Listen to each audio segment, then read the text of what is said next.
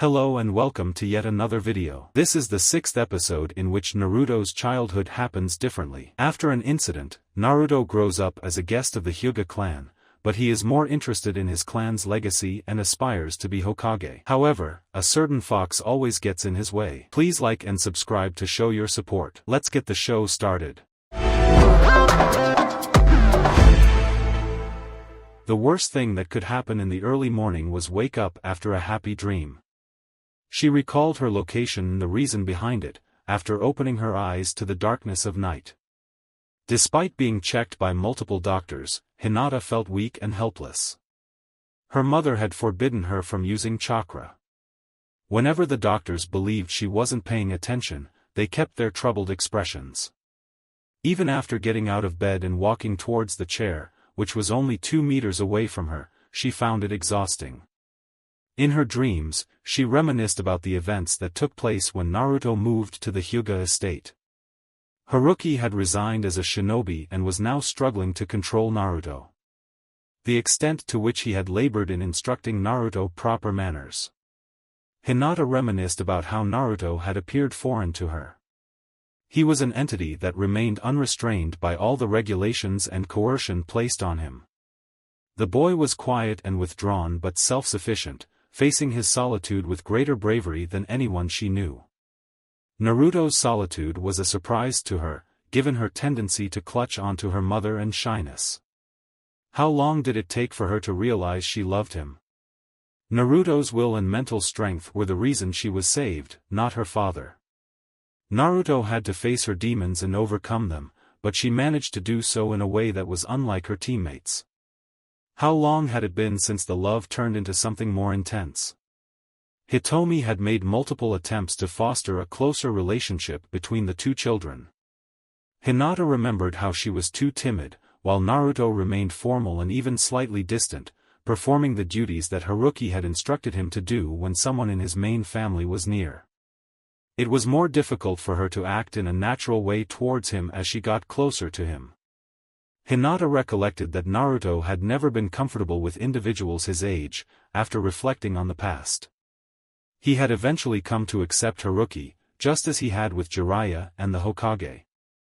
Most of the time, Naruto had been keeping his distance from all of us. Hinata sighed. I never dared to get close, always failing because I was too embarrassed to even consider the possibility of getting close. The longer she kept her distance from Naruto, the more difficult it was for her to come forward, much like the cowardly people who claim that she is a fool. Until she anticipated his departure from Konoha, that was. Naruto had left to train, as reported by Kiba and Hitomi. Why did they never get along? She sighed. It's not significant in the matter at hand. I don't care if Naruto-kun saw me or not. She scowled at the notion that it was unattainable, but her father would never give any consideration to someone who is barely more than a member of their family. She anticipated that her clan would be in turmoil due to her failure against Neji and the potential harm it could cause to their reputation. It was improbable that the clan's distinguished visitor had endangered their member and defied the traditional combat style of the Hyuga. Hinata was not stupid, despite her realization that she had no value.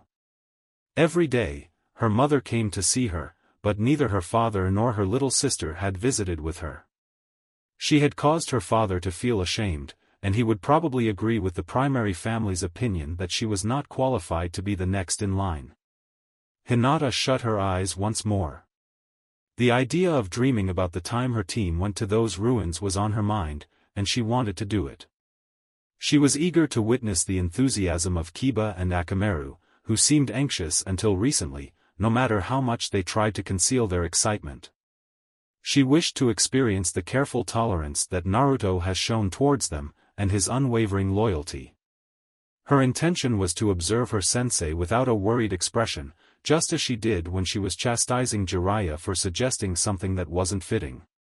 She wished for them to return to their previous state during their last journey outside of Konoha. She pondered, I wish I were someone else, before falling asleep again. Tsunade, the sensei, bowed slightly upon seeing the Hokage.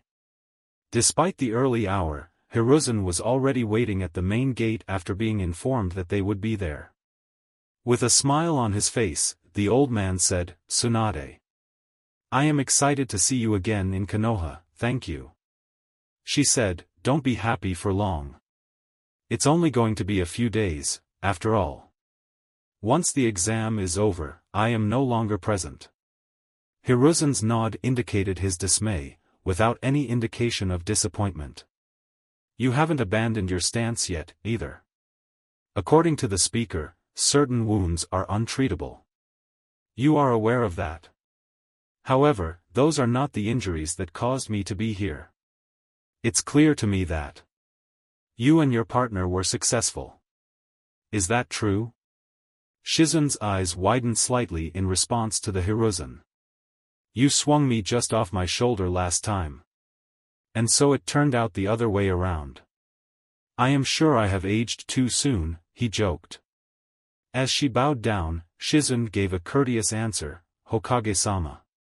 Tantan's head tilted slightly, which made the situation more entertaining for Hiruzen. "Who is this?" he inquired, gazing at Karen.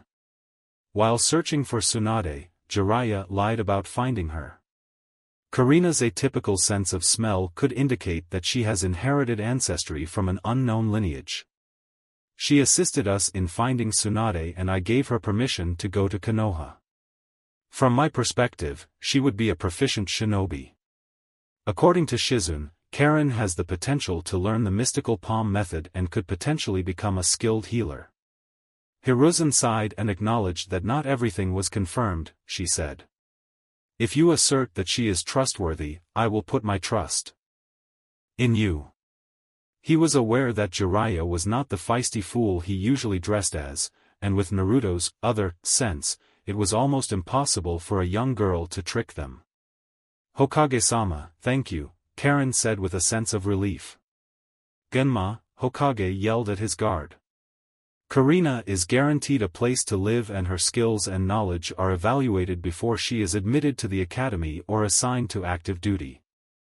"Hokage-sama, that's accurate," Genma said, leaning slightly and leading Karen away. "Are we supposed to go?" Hiruzen asked, gesturing towards the hospital. Hinata remained exhausted even after waking up. Despite not having any dreams, she had not been very rested during her night. Despite the efforts of Kiba, Akamaru, and her other visitors to bring her up, Hinata felt like she was being held captive. Imprisoned. Like a bird in captivity. She was hesitant to open her eyes to avoid another long day filled with flowers, so she decided to stay put and spend another few hours in bed. The flowers in this desolate world appeared to be of color, but the calmness of dreams was more desirable. Yet, something changed this morning. The scent of food, together with the fragrance of the hospital and flowers, was noticeable. She was still unaware of the latter, as Konohamaru used to bring new flowers every few days, but he refused to explain why except for stating that it was his mission. She was unconvinced by Ino's rumors. She didn't expect anything. Kiba appeared to find the whole situation amusing, which was somewhat irritating. She noticed the gentle sounds of someone eating and her partially conscious mind began to think about why she had a scent of food. Hinata trembled slightly, turning to investigate the source of the noise. She pushed her eyes open. "Naruto?" she muttered with difficulty. He looked up from his dish and said "Naruto" when she called him for the second time. A small container of Ichiraku's food was carried by her green-clad teammate. The sight brought a smile back to Hinata's face. Naruto placed the box on the table and proceeded to Hinata, moving towards her. "I'm wondering how you are feeling, can you give me an update?" "It doesn't matter if I'm fine." "It's not really there," he said with a grim expression. "You will be," he declared. "What about Naruto?" asked him, Naruto. "I'm sorry I was away all this time," but he kept his word long enough for her to respond. "I was able to accomplish my mission successfully. Jiraiya, Karen, and I have found someone who can completely cure you," he said with a smile. "Are you still here?" Kiba inquired. Akamaru sprinted towards Naruto, calling for attention. Kiba scowled as he asked, "Since you smelled like pigs, why aren't you?" "Oh, that's Taunton. Her pig?" Naruto acknowledged that it took some time, but she eventually made the decision to go to Konoha and greeted her with a smile. Tsunade-Bazin is still in the same room as the doc, discussing matters with him.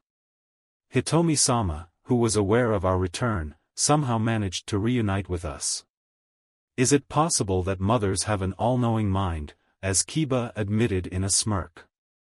I cannot outsmart them. He shivered uncontrollably, not to mention because it was risky. After the shock, Hinata had somewhat regained her composure. She asked, "Tsunade-sama, the Sannin?" After finishing his food, Naruto sat down and said aloud, "Yup. The former colleague of the pervert is referred to as the most effective cure. He had a short-tempered temper while drunk and also laughed. And a damn coward." Kiba was perplexed by Hinata's expression, prompting him to respond. Hinata explained that the damage sustained by the patient did not result in any treatment from medical professionals. Naruto inquired, "What do you think? What harm?" Hinata sounded concerned. "Is it a good question?" "Hinata, Naruto has assured her that there is no reason to be anxious. You suffered heart damage due to that rabid ojiburi." Kiba confirmed that Tsunade-Bazin had been retrieved and assured that everything would be alright for you. "I apologize for the delay in sharing it publicly, but I wish we could have kept it a secret. We didn't inform you as worrying too much is detrimental." Nevertheless, a statement remains unconfirmed. Naruto-kun's training. You shouldn't have squandered your time on this matter. I honed my skills while journeying, and I continued the same approach. Kiba is correct, you know. Your level of worry is excessive. Give some time to yourself. Kiba and I are completely lost without you, as he has an excessive amount of energy on anything, which makes me feel even more overwhelmed. However, we will be able to handle the situation. With a weak smile, Hinata watched as Kiba raised his voice. Hinata-sama is the most important person on our team, as stated by Naruto. Nevertheless, we're not a problem for you. You are the reason we don't worry about you anymore. Nevertheless, a statement remains unconfirmed. Kiba's expression was, "No worries," as he murmured. As Naruto is my preferred choice, you will lose the vote as I agree with him once more. Naruto's appreciation for democracy in these circumstances was palpable, as he quipped, "I will focus on your recovery." He can still be seized if he doesn't surrender, Kiba joked softly. Why did Nijin give up? I almost killed him last time, Naruto said with a shrug. He then added, he was lucky that those Jonin didn't interfere. He is too foolish to do such things, and he won't give up. I hope so, at least. Kiba's revelation of the entire incident to Hinata left her startled and unsure of what had taken place. Hinata was saved from death by Naruto, and he had almost choked Niji. In a laconic description of how Niji's jukin had hit his chest, Naruto surprised her by saying that it was almost as if he didn't take the situation seriously. Although Kurenai had implied Naruto's actions, the latter was not the case. Despite knowing that Naruto was much stronger than she was, she wanted to warn him not to underestimate Niji. Don't attempt to teach that liar, he will disregard your words, Tsunade grimaced as she entered the room. He is not concerned with the person he is fighting for. Ba-san is what it sounds like. Naruto voiced his objection, but Hinata could see that he was not being sincere. How many times should I tell you not to call me that? The blonde woman protested, her bulging vein on the forehead being noticeable to everyone. Naruto informed Kiba that she was short-tempered, according to his statement. Asked if you could lend a hand like you had promised to help Hinata, he asked. If you don't comply, I will take your life. He incorporated the idea into his thinking. I promised, Tsunade retorted, sensing Naruto's sudden shift in personality. Life and money are not the same, and I don't treat each other as equals. Brat, I never take my bets seriously. She couldn't help but be moved by the sighing, as Shizen stated. As we walked towards Hinata, will you and I end our constant quarrel? She asked. You will be fine, Hinata-sama, she said to the girl. The doctor's inability to treat it themselves left me stunned, Tsunade quipped. Maybe it's okay to stay here for a bit and come back later. It is clear that those who are not skilled in their trade need to receive training. It might provide us with a decent quantity of Ryo, too, she inquired. I bet they are highly interested in finding a good teacher here.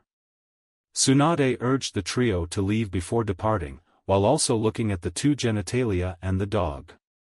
The waiting room can be completed in approximately an hour.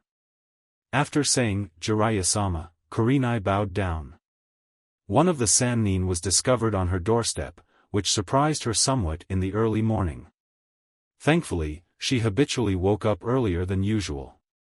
Jiraiya's serious expression conveyed the message, Kurenai. We came back this morning, and Tsunade is scheduled to heal Hinata today. Thank goodness, Kurenai remarked, relieved that their mission had been accomplished. I'm unsure of why you're here. I have to go away from Konoha for a few days. I encourage you to take care of Naruto during the 5 days leading up to the exam. He mentioned that he is still testing something, so training him may not be an option. However, it would be beneficial if you took him in for these days. Take care of him. The question remains, could this be attributed to the Hyuga clan? I'm not sure why, but it appears that there is some unrest within their clan. Jiraiya sighed when Hitomi requested him to keep Naruto for the time being, but it would be a little tough now. I am in need of your help, and I want you to take my place. Jiraiya-sama, that's fine. Naruto is my mentor, after all. For a few days, I could take him to the edge of Konoha with the assurance that he wouldn't be disturbed during the training. Jiraiya nodded in agreement. Excellent strategy. It's not too distant from Konoha. Don't allow the incompetent person to make foolish maneuvers, such as overworking before the exam. Kurenai's expression was one of pure happiness, as he smiled. Don't worry, there's no need to fret. I'll keep him in check. Regardless of the fact that I must engage in genjutsu to execute it. Jiraiya expressed his gratitude by bending down and saying, thank you. And be mindful of your surroundings. Naruto is also included in the story. He was furious. Jiraiya's frown indicated her regret towards Hyuga brat, who had caused him harm. Isn't it a matter of feeling angry to charge someone like Tsunade? Even though she is well past her prime, she remains a formidable opponent. Nevertheless, he didn't hesitate and launched an attack on her. He was not completely unaware of the situation he was entering. Naruto, I say to you, Naruto, Hitomi said in response to the genitalia's surprise. Upon entering the waiting room, he, Kiba, and Akamaru discovered that she was already there to assist them. Is it accurate to say, all right?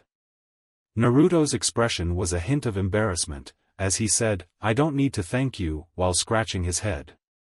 Jiraiya-sensei and Karen-chan were the ones who largely did most of the work. According to her, it was you who convinced Tsunade-sama to accompany him, she stated. Tsunade-sama's explanation of the bet was quite impressive. She refused my offer to pay her because she lost the gamble. What did you make sure to put up? Kiba scowled. She said, ha ha ha. Naruto casually stated that his only motive was to make her fight back, without attempting to sound like he had been bragging about it. Did you engage in a small duel with one of the Sannin? It was more than a small amount, as Hitomi pointed out, she added. Tsunade-sama was aware that you compelled her to take herself seriously. Kiba chuckled, suggesting that they should exempt you from the finals. Who would be the first to stop Gaara?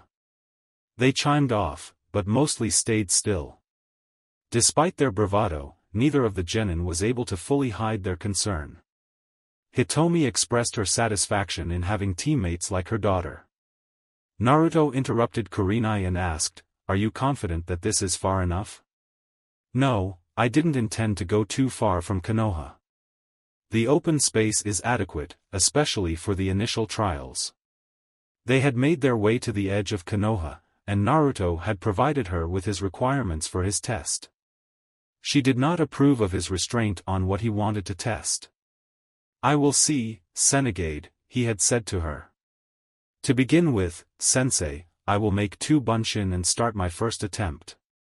In my opinion, it would be prudent to keep a small distance. If anything were to go wrong, he would scratch his chin." He said, "I saw that fire was going to be harmless, don't worry. But if it doesn't work out, it could be quite catastrophic. Even though I computed everything, it should function properly." She retreated and observed the sight of Naruto and 2 of his clones lying on the ground. A few meters separated them into a triangle. After Kurenai had explained her plans to him, Naruto objected when Hinata woke up the next day. Despite her efforts to persuade him with Tsunados, he was still determined not to run away. While en route to the training area, Naruto informed her of his intention to visit Hinata. Hinata-chan is always preoccupied with other things and never has confidence in her abilities. To make matters worse, I think she was defeated. If I were to ignore her and continue training, what kind of team member would I be? During Kurenai's perplexed state, Naruto had set up a fiery scene on the ground while she waited for him to take action. Kurenai directed her focus towards the object when he stood up. The lines that formed the pattern gave rise to flames. Naruto affirmed that Anetsu Jigaku is the ultimate challenge, defeat Fuji with his sword. His bunshin was gone, and his face grimaced in concentration. The flames briefly subsided, and a fire spread throughout the seal's circular structure. The small fire in Kurenai almost collapsed as it suddenly turned into a smoldering pillar of flames.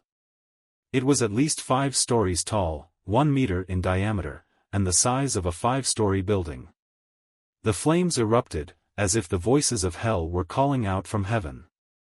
The chakras exhibit distinct levels of energy. Kurenai chimed in, as he whispered. An appropriate title for the topic.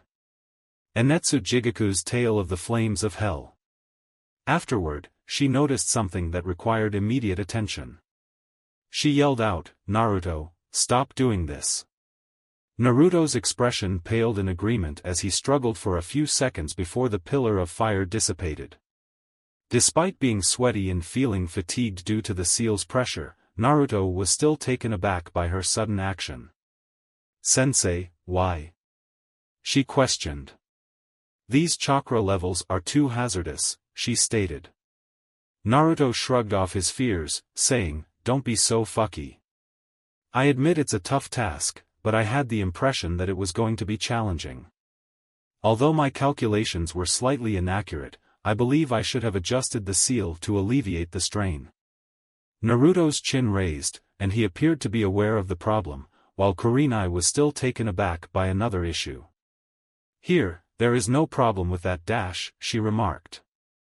"It lacks a way out," Naruto explained, and he didn't seem to pay much attention to his sensei's words. "A change in that area would make it less challenging to halt the technique. Is it possible that a reduction in output would occur if I expanded the left quadrant and broadened the chakra conductors?" Kurenai smeared her head. It was clear to Naruto that the method posed a risk. She was unable to comprehend how he could nullify a method that had not been available for bailout. Naruto's ability to manipulate seals was so effortless that Kurenai couldn't help but be taken aback.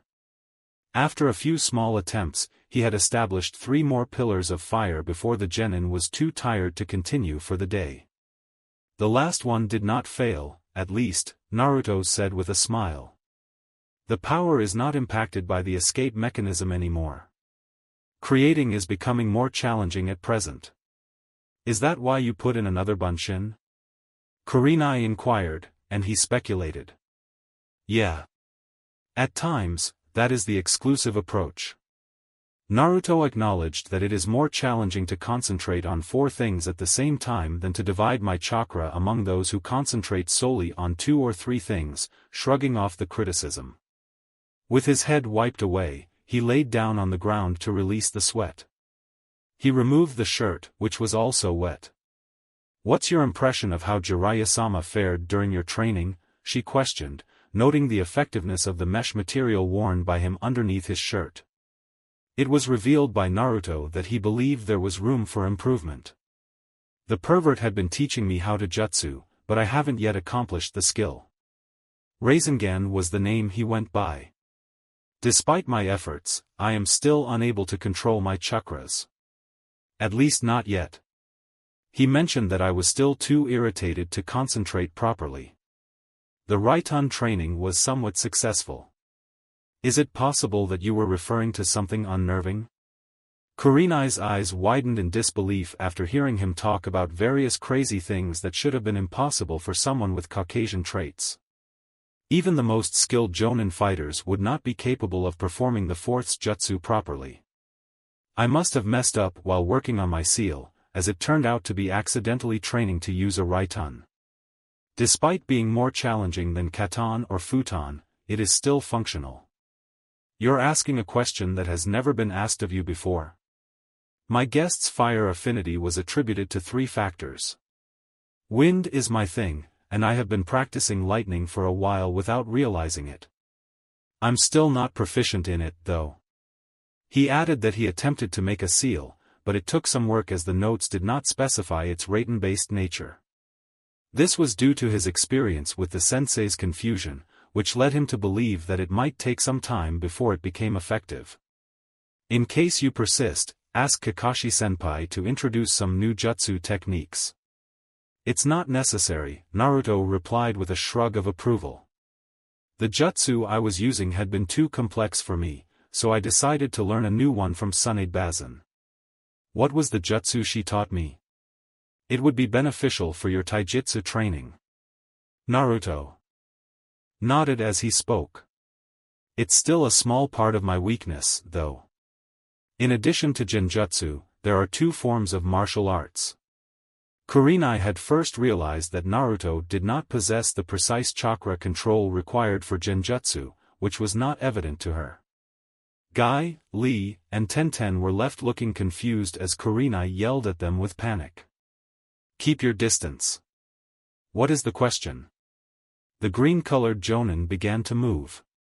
A massive fire pillar broke loose just a stone throw away from where they were. The words spoken by Kurenai were incomprehensible due to the roar of the fire. Naruto's jutsu had impressed Kurenai so deeply that even after using his full power, the trio appeared in complete shock. After a minute or so, the pillar shrank and eventually declined to the point where it was invisible behind the shrubs that separated the shinobi from the fire's source. "Naruto is putting his stuff through the doorway," Kurenai blurted out. "The remote location we visited was deemed dangerous, so we decided to explore it. The question remains unanswered as to what the speaker intends to convey." "Kurenai, what was that?" Guy asked without any indication of his usual swagger. "Was that Fuinjutsu?" Tenten inquired, appearing confused. Kurenai nodded as he applauded the younger Kunoichi. "I want you to come along, but please remember to keep this information to yourself." Naruto tossed the jutsu and fell backwards onto the grass.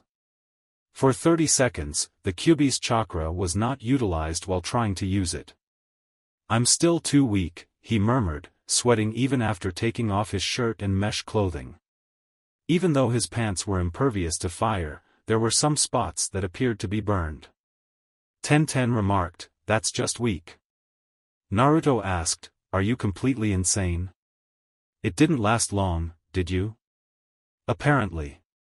Naruto responded with a smile. "I hope you won't reveal anything to anyone, but I also want you to keep it under wraps." "Are you planning to kill Neji?" Lee questioned. Naruto expressed it coldly, "If I ever get the chance to meet him, he'll die." "That's not a problem, that is." He shrugged at his opponent. After his two students had left to confront Naruto, Guy asked why she was here. "Kurenai, what is your current situation with him? I never taught him something like this." Despite his doubts, Kurenai stated that he could not teach him about Fuinjutsu. He exerts a lot of effort, but there is still something he has yet to learn. Nonetheless, it is not solely the case. In Fuinjutsu, Naruto is simply exceptional. I am aware of the fact that. Observe. Guy was hesitant at first. Having seen how Lee was defeated without using any jutsu that could have endangered him, I am convinced that it was the right decision. Kurenai observed the expression on his face. Naruto was hesitant to harm Lee, Guy, and his teammates. Lee was not taken seriously by him. Additionally, it's important to note that he must limit the use of his power.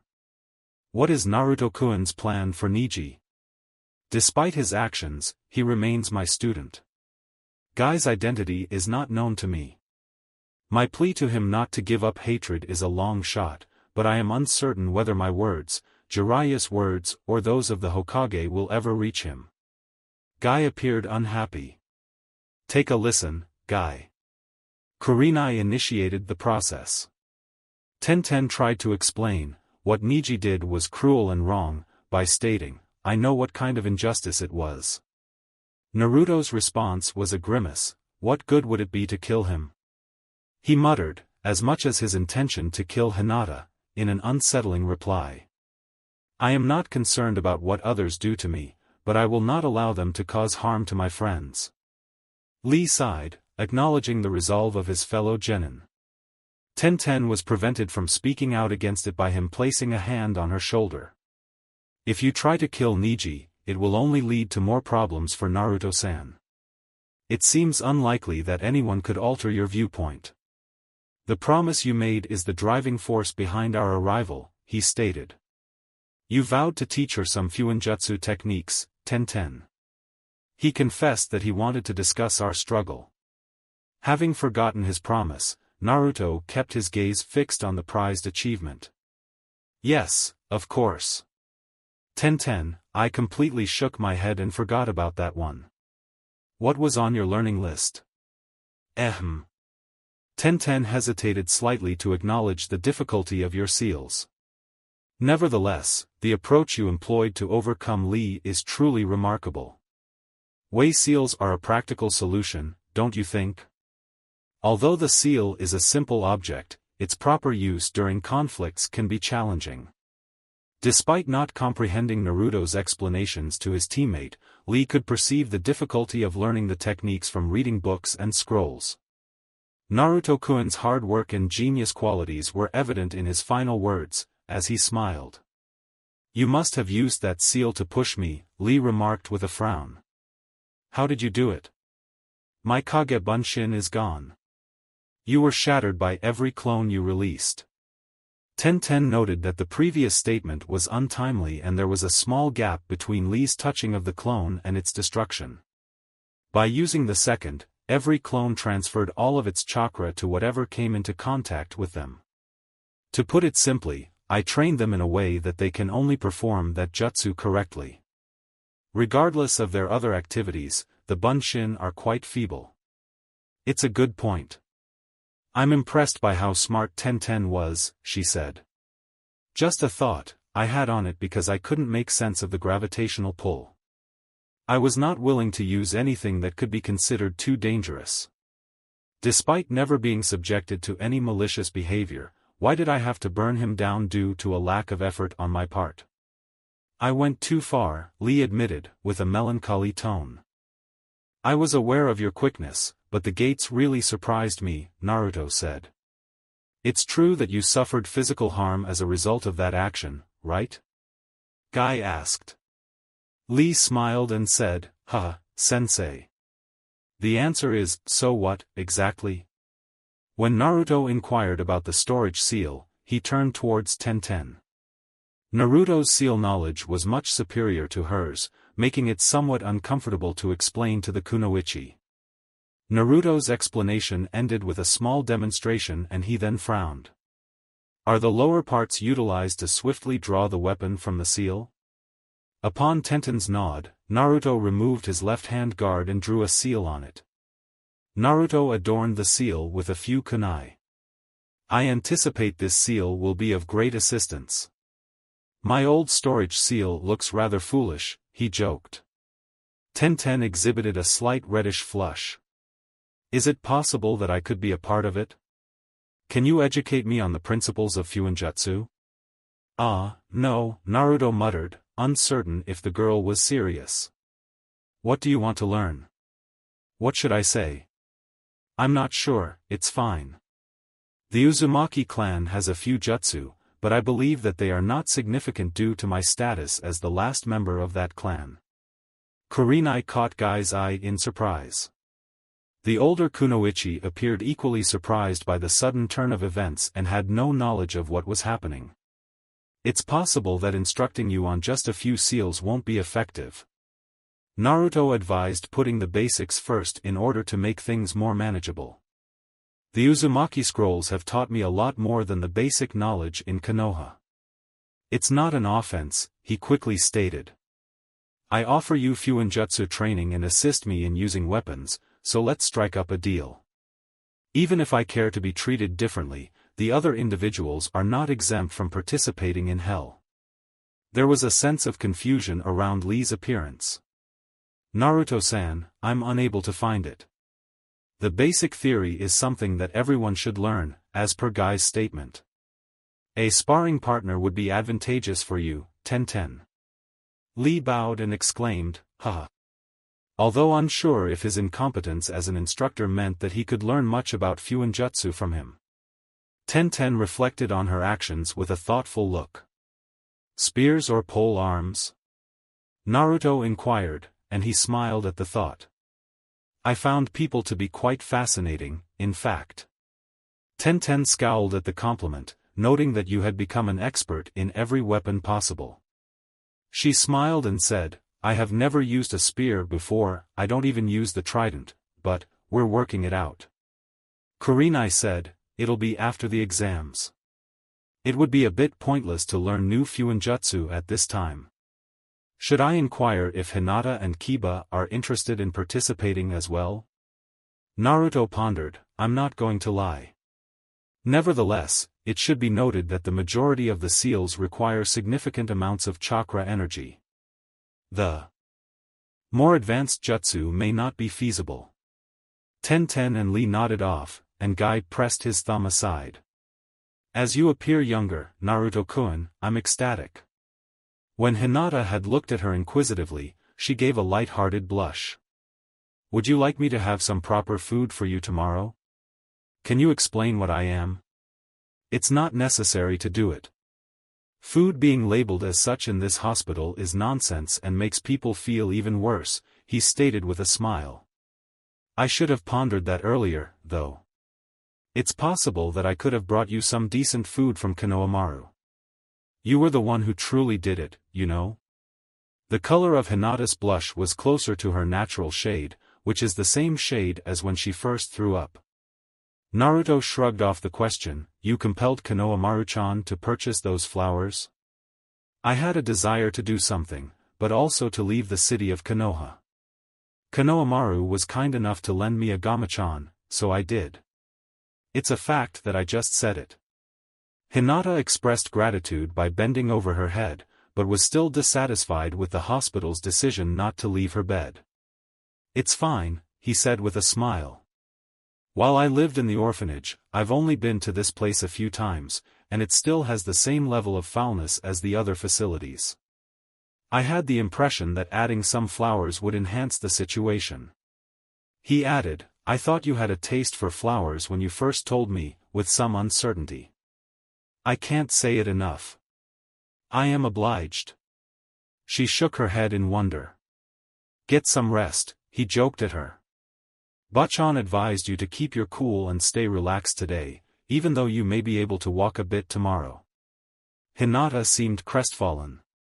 Are you prepared to skip the finals? Hinata was still saddened by Naruto's comment, you can choose to do whatever you please, even if you don't want to. No. Niji. If you were to confront Niji Nizen, what would be your response after Naruto's expression of a slight frown? His words and actions were crucial, as he chose to be truthful. Although I suspect he may be too proud to give up or apologize for his actions, please don't try to force him to do this. Niji. The entire family of the branch is affected by their actions. Naruto stated that he would kill anyone who provoked his anger, regardless of their impartiality. If the idiosyncratic members of the branch were to use their famous eyes, they would recognize you as the perfect clan leader to them. Naruto's expression was one of frown and a look of disapproval. The topic of this friendship is worth mentioning. I am fortunate enough to have no one harm my friends and they are not harmed. Naruto's resolve had slightly diminished by the time he left, half an hour after the event. Hinata begged him not to aggravate the situation. Naruto could comprehend that seeking retribution would lead to increased clan conflicts, but failed to grasp how. Hinata absolved Niji of his wrongdoing. Worried about her cousin's well-being. He hesitated, wondering if it was worth admiring Hinata's strength, as he made his way to the training ground. Many people believe that Hinata is too weak and therefore mild, but even those who are weak will hate those they hurt. A person's strength is based on their character rather than their actual fighting prowess. Naruto's expression of weakness caused him to realize and frown at his frailness. Jiraiya cautioned the Hokage that it would be illogical to have them face each other in the first round. We want to keep the Kazekage in the dark about his intentions before we can make any public statements. You have made a wise decision. Hiruzen's thoughts were engrossed in his mind. Would it be more fitting to move Gaara from 4th to 1st? So that Naruto would have a chance against him in the second round? Jiraiya chuckled as he witnessed the sensei's actions. He must have thought that you could give Naruto the opportunity to fight him in the first round, and I am sure he would approve. It's a test, Hiruzen stated. Naruto's ability to win over his adversary is questioned through confidence. He must exhibit the necessary restraint and wisdom to succeed in my position if he is willing to take it. Jiraiya nodded in agreement. Despite losing some strength due to his age, his sensei's wisdom only seemed to improve. The old man had the ability to make Jiraiya feel like he was leaving the academy. That was also the reason why Hiruzen had been in that position for such a long time. Naruto, shouted a voice from behind him. Naruto had recently gone to visit Hinata. Tsunade had promised that Hinata would be able to walk some more today, but Shizune informed her that she was already recovering early. On his way back to the training ground, he was stopped by Haku. Are you also referring to Zabuza-sensei? Naruto asked. When Naruto made a joke about his new job, Zabuza didn't seem to enjoy it. The woman who accompanied them was not recognized. The presence of two green eyes on his face indicated a great deal of curiosity. Wearing a somewhat revealing blue dress over mesh armor, Naruto thought she looked quite appealing for her age. Naruto was not old, but he had grown tired of people who looked like they were in their early 30s. Tsunade was the one thing he had to give credit for. Mizukage-sama, this is Uzumaki Naruto, Haku said to him. Terumi Mei, Godame Mizukage from Kirigakure, hailing from Naruto.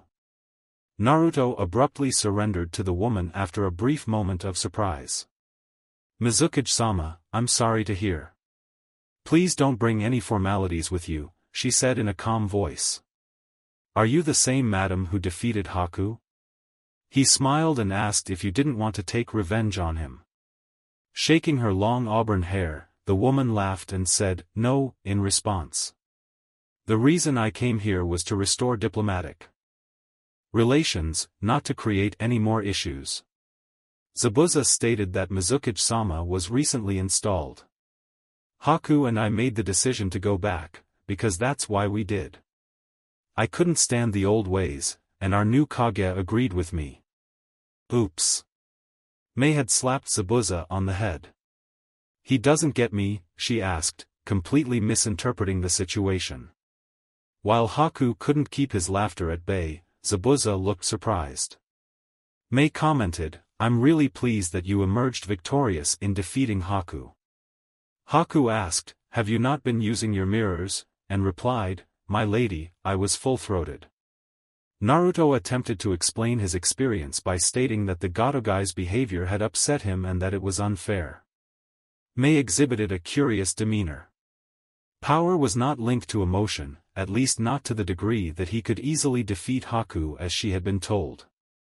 The boy experienced a sense of relief. Uncommon occurrences. I acknowledge the statement. Thank you very much, I mean it. Gato, the shipping tycoon, held significant sway in our nation. The death of him would strengthen my position. Naruto replied with a dry tone, he was unclean, so there is no need to thank me. I am still grateful to you, she muttered. I'll ask, what do you think? The question of why did you and your sensei fail to defeat Zabuza was left unanswered by Naruto's response, why not? Due to the death of his employer, his battle was lost. Had he made an effort to seek retribution against Gato, things could have potentially been reversed. At that juncture, there was no justification for killing Zabuza. Mei nodded in agreement. According to my understanding, Naruto-san is true. I hope you are able to make it to the finals, even though it's not against our Haku, she quipped. Thank you, Miss Mizukage, Naruto said with a smile. I desire that Haku and I do not face each other before the final round. Naruto lowered his head and proceeded to walk towards the training ground. Mei, who was referred to as Miss Mizukage, expressed her delight by saying, a handsome boy. It's my belief that you are right, Zabuza. It's clear that no one could challenge him, if anything against him, he stated. There is another option as well. Is it necessary for me to surrender my power against Naruto, as I do when confronting Gaara? Haku inquired. Mei slowly explained, this Naruto is vastly different from what you described about Gaara in the beginning of the story. Naruto's mental state means that a fight may not be likely, but he is not as dangerous as his opponent. I'm not seeing any anger from him, Mizukage-sama, Haku said calmly before bowing down and continuing their story. The Hokage had been eagerly awaited by the Mizukage, who was then required to meet with him. Jiraiya was slightly surprised when he heard the words, sensei, which were spoken by the Hokage who had called him. Jiraiya, Hiruzen nodded as he spoke. I requested you to sit down, as I wished you would be present when our guest arrived. The new Mizukage arrived in Konoha today, can you tell me what she had to say about the issues? Jiraiya nodded and the pair waited until a guard knocked on the door. The three Japanese characters, Hokage-sama and Mizukage Mizuka, have arrived and expressed their desire to enter the building. Genma, I said that to you before, Hiruzen sighed. The newcomer's arrival prompted him to say Mizukage Dano, and his expression stuck in his head. Zabuza, Haku, are you waiting outside? Mei remarked. Nevertheless, my partner is a different person altogether. Zabuza aimed to argue with Jiraiya and avoid leaving the Mizukage without protection. Mei's response, with a frown on her face, was, outside. Zabuza and Haku bowed and left, saying, yes, Mizukage-sama. Safeties are ensured through the presence of guardians. It's quite bothersome, Mei sighed. Do you think I should skip the formalities, Hokage Dano? Hiruzen asked with a smile. No, not at all, she replied. Please take a seat, please. Thank you for your contribution. Mei, can you explain why you asked me to come to Konoha? After that, Hiruzen sighed and motioned towards Jiraiya. It's a good question to ask. Do you want to share the whole story with her? Jiraiya scowled and held back until the Hokage nodded in response. At the moment, we are preparing for a potentially hazardous situation. During the second stage of the Chunin exams, Orochimaru, one of Konoha's most potent missing names, attacked a few genin. What is the matter? He expressed his interest in the exams, but that is not the only concern we have. Despite Orochimaru's strength being adequate to face the Hokage alone, it appears that he was part of a group of Akatsuki mercenaries. Orochimaru's actions would have been problematic if he had not done so independently, but it was within our control as a mercenary. Is it possible that Tsunagakure has enlisted him for a job? Why would Suna choose to terminate their agreement with Konoha, given the current tension between them and Iwagakure? Jiraiya remarked, "We have no knowledge of this either."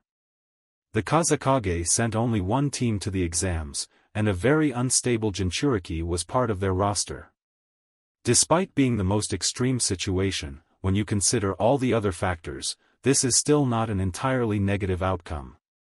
A ticking time bomb was inserted into the exams, and they suddenly appeared with a mercenary who had resented Konoha's actions, as well as their links to Iwagami, just like you. I suspect that the Kazekage would think that declaring war on Konoha would enhance their bond with IWA, as Iwan harbors animosity towards us. It would make us the common adversary. The world could be consumed by a war that was set off by an unexpected attack. Mei cradled her forehead softly. Hiruzen's formal response was, "Shit, why do people want war?" You expressed your desire to reconcile the strained relations between Konoha and Kiri. I had hoped that our previous communication would result in cooperation to prevent another war. I am aware of the fact that. I'm cognizant of this, Mei scowled. I want to connect Kirigakure with its past and the former, the Bloody Mist, nickname. Despite this, I acknowledge that I had not foreseen a situation of this magnitude. What steps did you take to prepare for a potential invasion? Our team was able to gather almost every single Chunin and Jonin, which means that we would be fully equipped in case of an attack. Hiruzen stated that they have their own trump card to confront Suna's Jinchuriki, beyond which we will be dealing. Senju Tsunade's decision to return to Konoha was confirmed by Jiraiya, he said. Although she won't be attending the finals, she will be reviving our defenses. Don't worry if you bet on something that will not succeed, he said with a sneer. Mei expressed his laughter through a facepalm exchange. I apologize, but I had to be honest, I cannot risk the life of my village with recklessness. We grasped the situation, Hiruzen stated with a smile. I am curious to know your position in this matter, please enlighten me. The spokesperson from Kyumo consented to assist us if she sensed danger or was attacked by someone. Mei laughed aloud. It's possible for me to provide a straightforward answer to your question. A scroll was given to them by her. Hokage Dano, I am willing to give this as a proposal. Even though I had written it before this situation occurred, I guarantee that nothing in this offer will change regardless of the outcome of this possible invasion.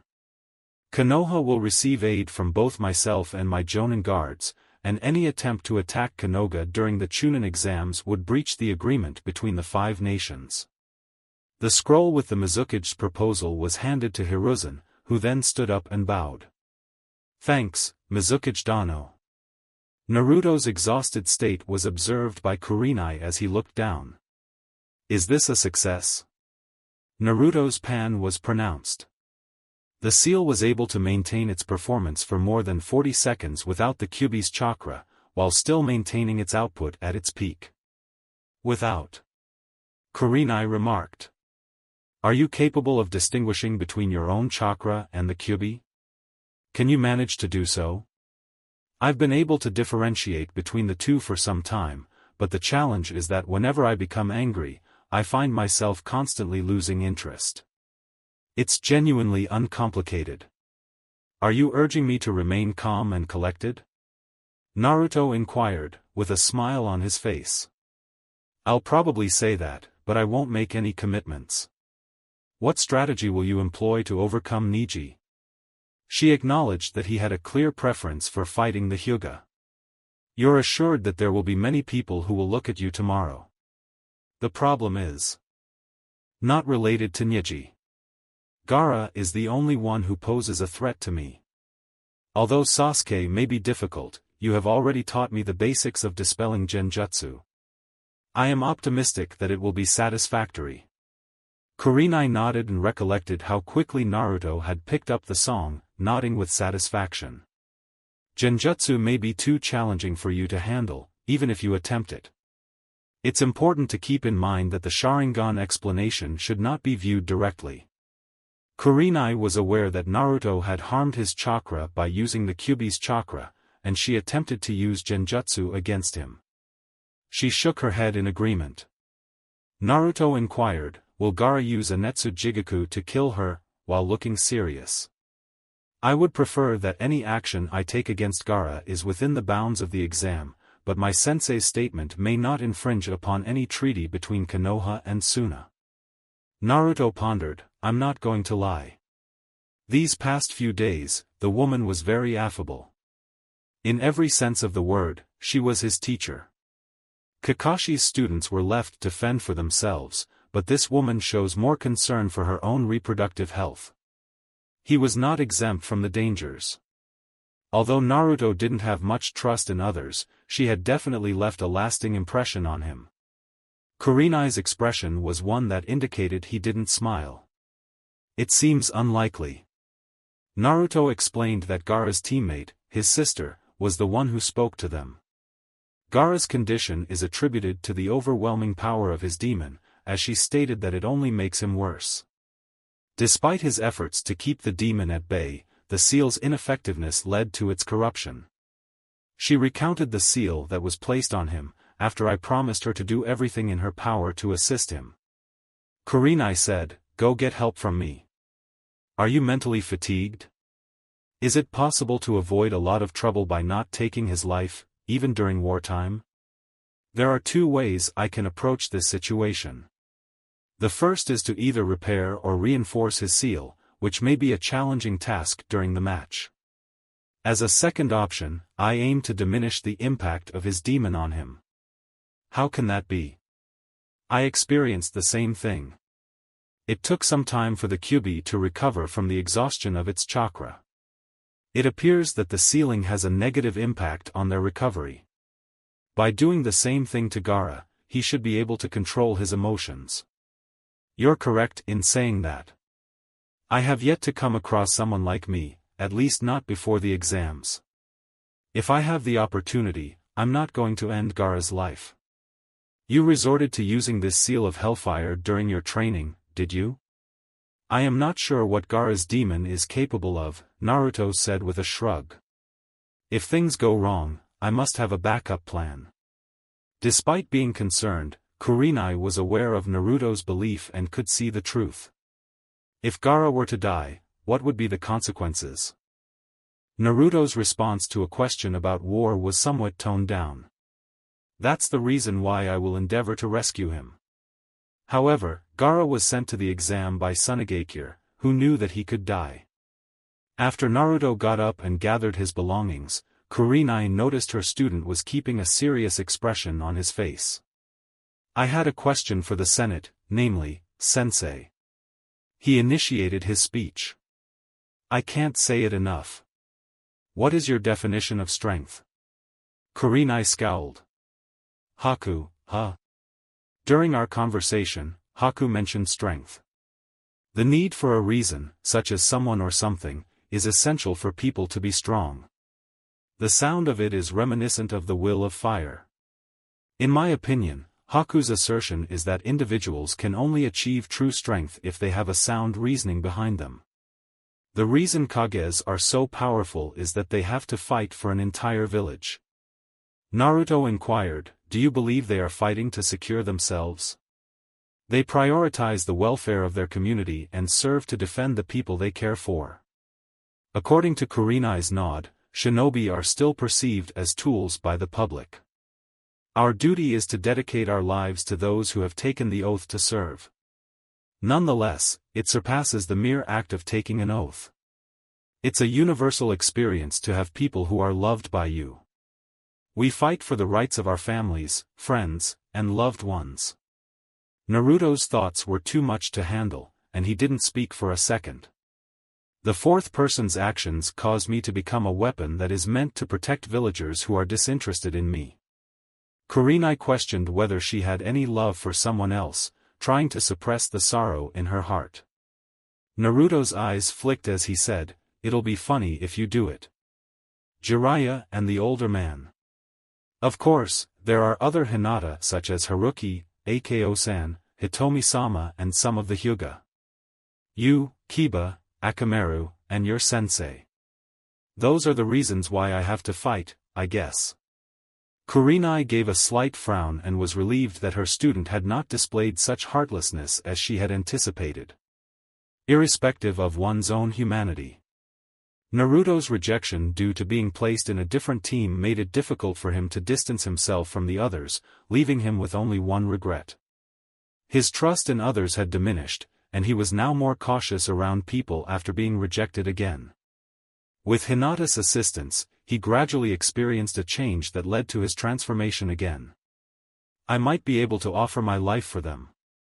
It's possible that strength is more than just fighting for my own interests.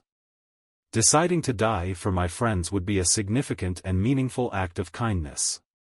Naruto contemplated whether he was eating something other than a fox.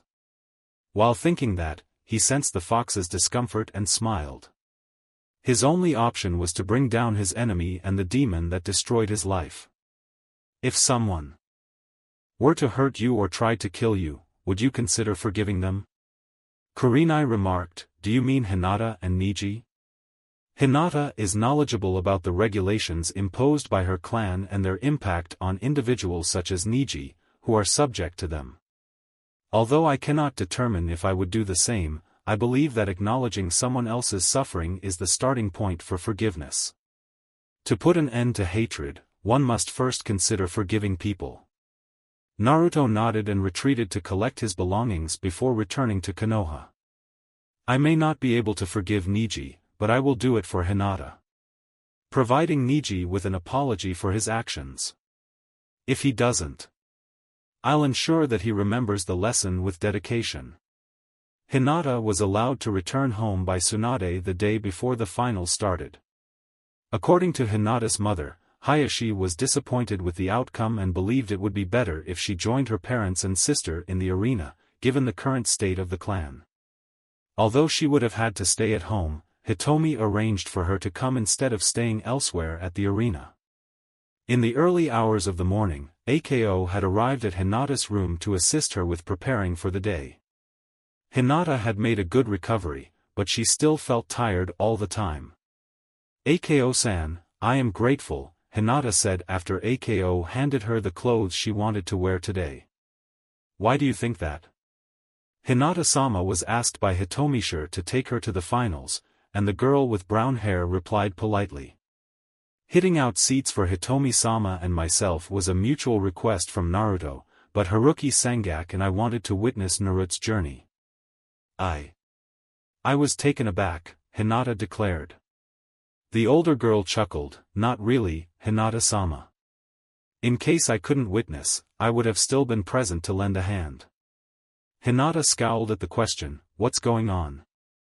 Ako's gaze widened as both sides of his white eyes looked at each other. It's a well-known fact that Naruto is part of the storyline. Wa? Naruto-kun? The fact that you were able to help Naruto is the reason why I feel obligated to repay you. Naruto's course is as follows. Hinata's response made Ako feel uneasy. He kept himself away from everyone else and seemed to care about only a few people. I have knowledge of his. The burden of living is a matter that must be taken into account. From my perspective, you are one of the reasons he could preserve his humanity. Is it true that I am able to influence someone like Haruki-san? Why not? Naruto believes that you are responsible for saving him. Hinata was unable to grasp the meaning of it. Naruto's constant presence is incredibly robust. He doesn't require anyone, no matter the challenge he faces. Hinata-sama, there is no room for living alone. Especially when you're burdened, as in Naruto. His strength is undeniable. After Ako had finished putting on Hinata's hair, they met up with Haruki and left. The man's facial expression caused Hinata to feel somewhat uneasy. Despite being her younger cousin, he seemed to be much older than her mother. He was clearly unwell, but still managed to move forward with determination. The most significant concern for Hinata was his worried scowl. "Chia!" Ako called out, "Where are you?" "We're departing." They hastily jumped from a nearby roof and ran towards Ako, begged to be petted. Haruki-san, do you have any doubts about Naruto-kun?" Hinata asked. Looking at the girl's worried face, Haruki gave a weak smile. "Yesterday, Naruto assured me that he would be fine after gathering his belongings." Ako pointed out that he is known for saying it repeatedly. He admitted that Gaara, the boy he knew, made him feel scared, and Haruki-san. The wise older man wisely remarked, "Anxiety is only good for you if you enter a fight where you risk your life," and the elderly man was right. I would be more troubled if he didn't prioritize his own well-being. "You both have a great deal in common with Naruto-kun, right?" Hinata inquired. She was happy that they did, but she couldn't understand why. What is the reason for such a high level of confusion? Haruki flicked his lips a few times. "Initially, I was tasked with handling him. However, he later confessed to being the one who needed to be heard. He aided me in acknowledging my transformation into the person I am today. The woman I loved passed away before we could start a family, but Naruto's character is known for being kind and considerate when one gets through their ordeal. The level of his talent is so great that people are unable to appreciate it. As a person with both the shinobi and non-shinobi traits, I am optimistic that he will be able to demonstrate his worth in the finals." "I concur," Haruki declared. "It's going to be a big day for Naruto.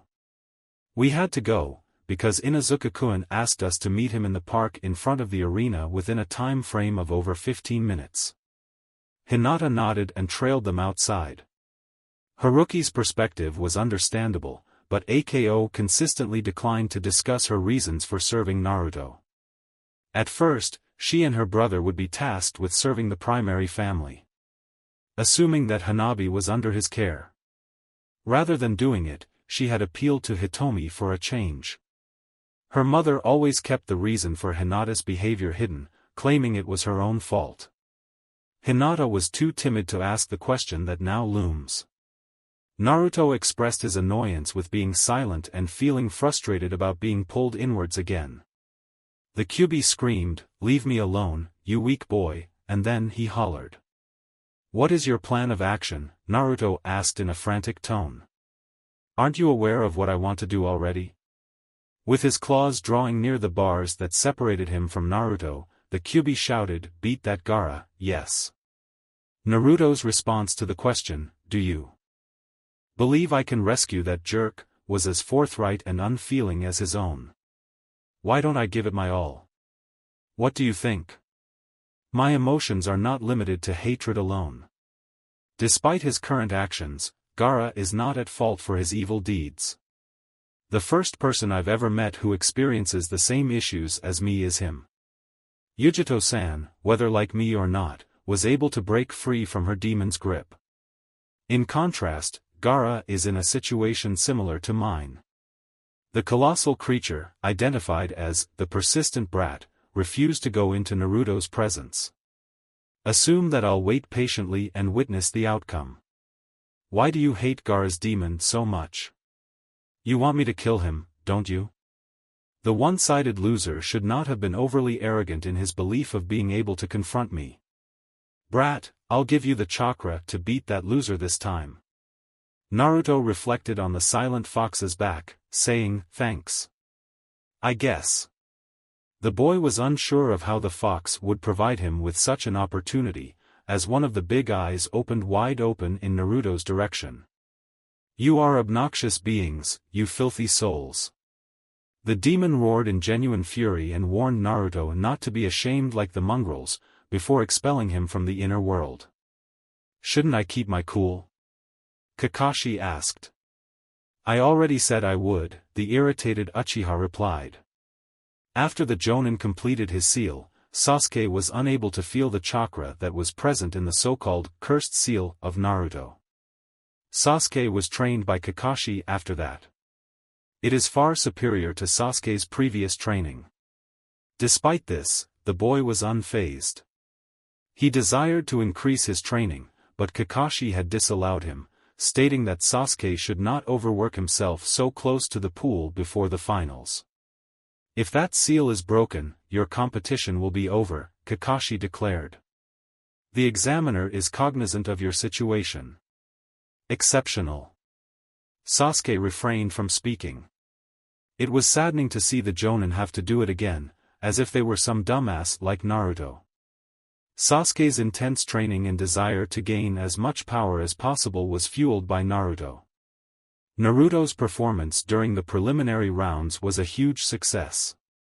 Rock Lee, the genin that had easily defeated Sasuke before the written exam, had proved to be no match for his blonde former classmate. The fact that Sasuke was supposed to be the top-ranked student really irked him. Despite Naruto's remarkable growth spurt, Sasuke was left behind and struggling to keep up with Inuzuka. Regardless of his current state, he should not have to deal with that dog boy. Given his pitiful character, how could he have justified seeking revenge against his family? After the fox had once more knocked him out, Naruto continued on with his journey. I will triumph over you. Naruto wondered if his standing still made him appear strange. Despite his curiosity, he wondered about the time it had passed. It's possible that the inner world has a different time frame, similar to when I entered the Uzumaki ruins with the seal.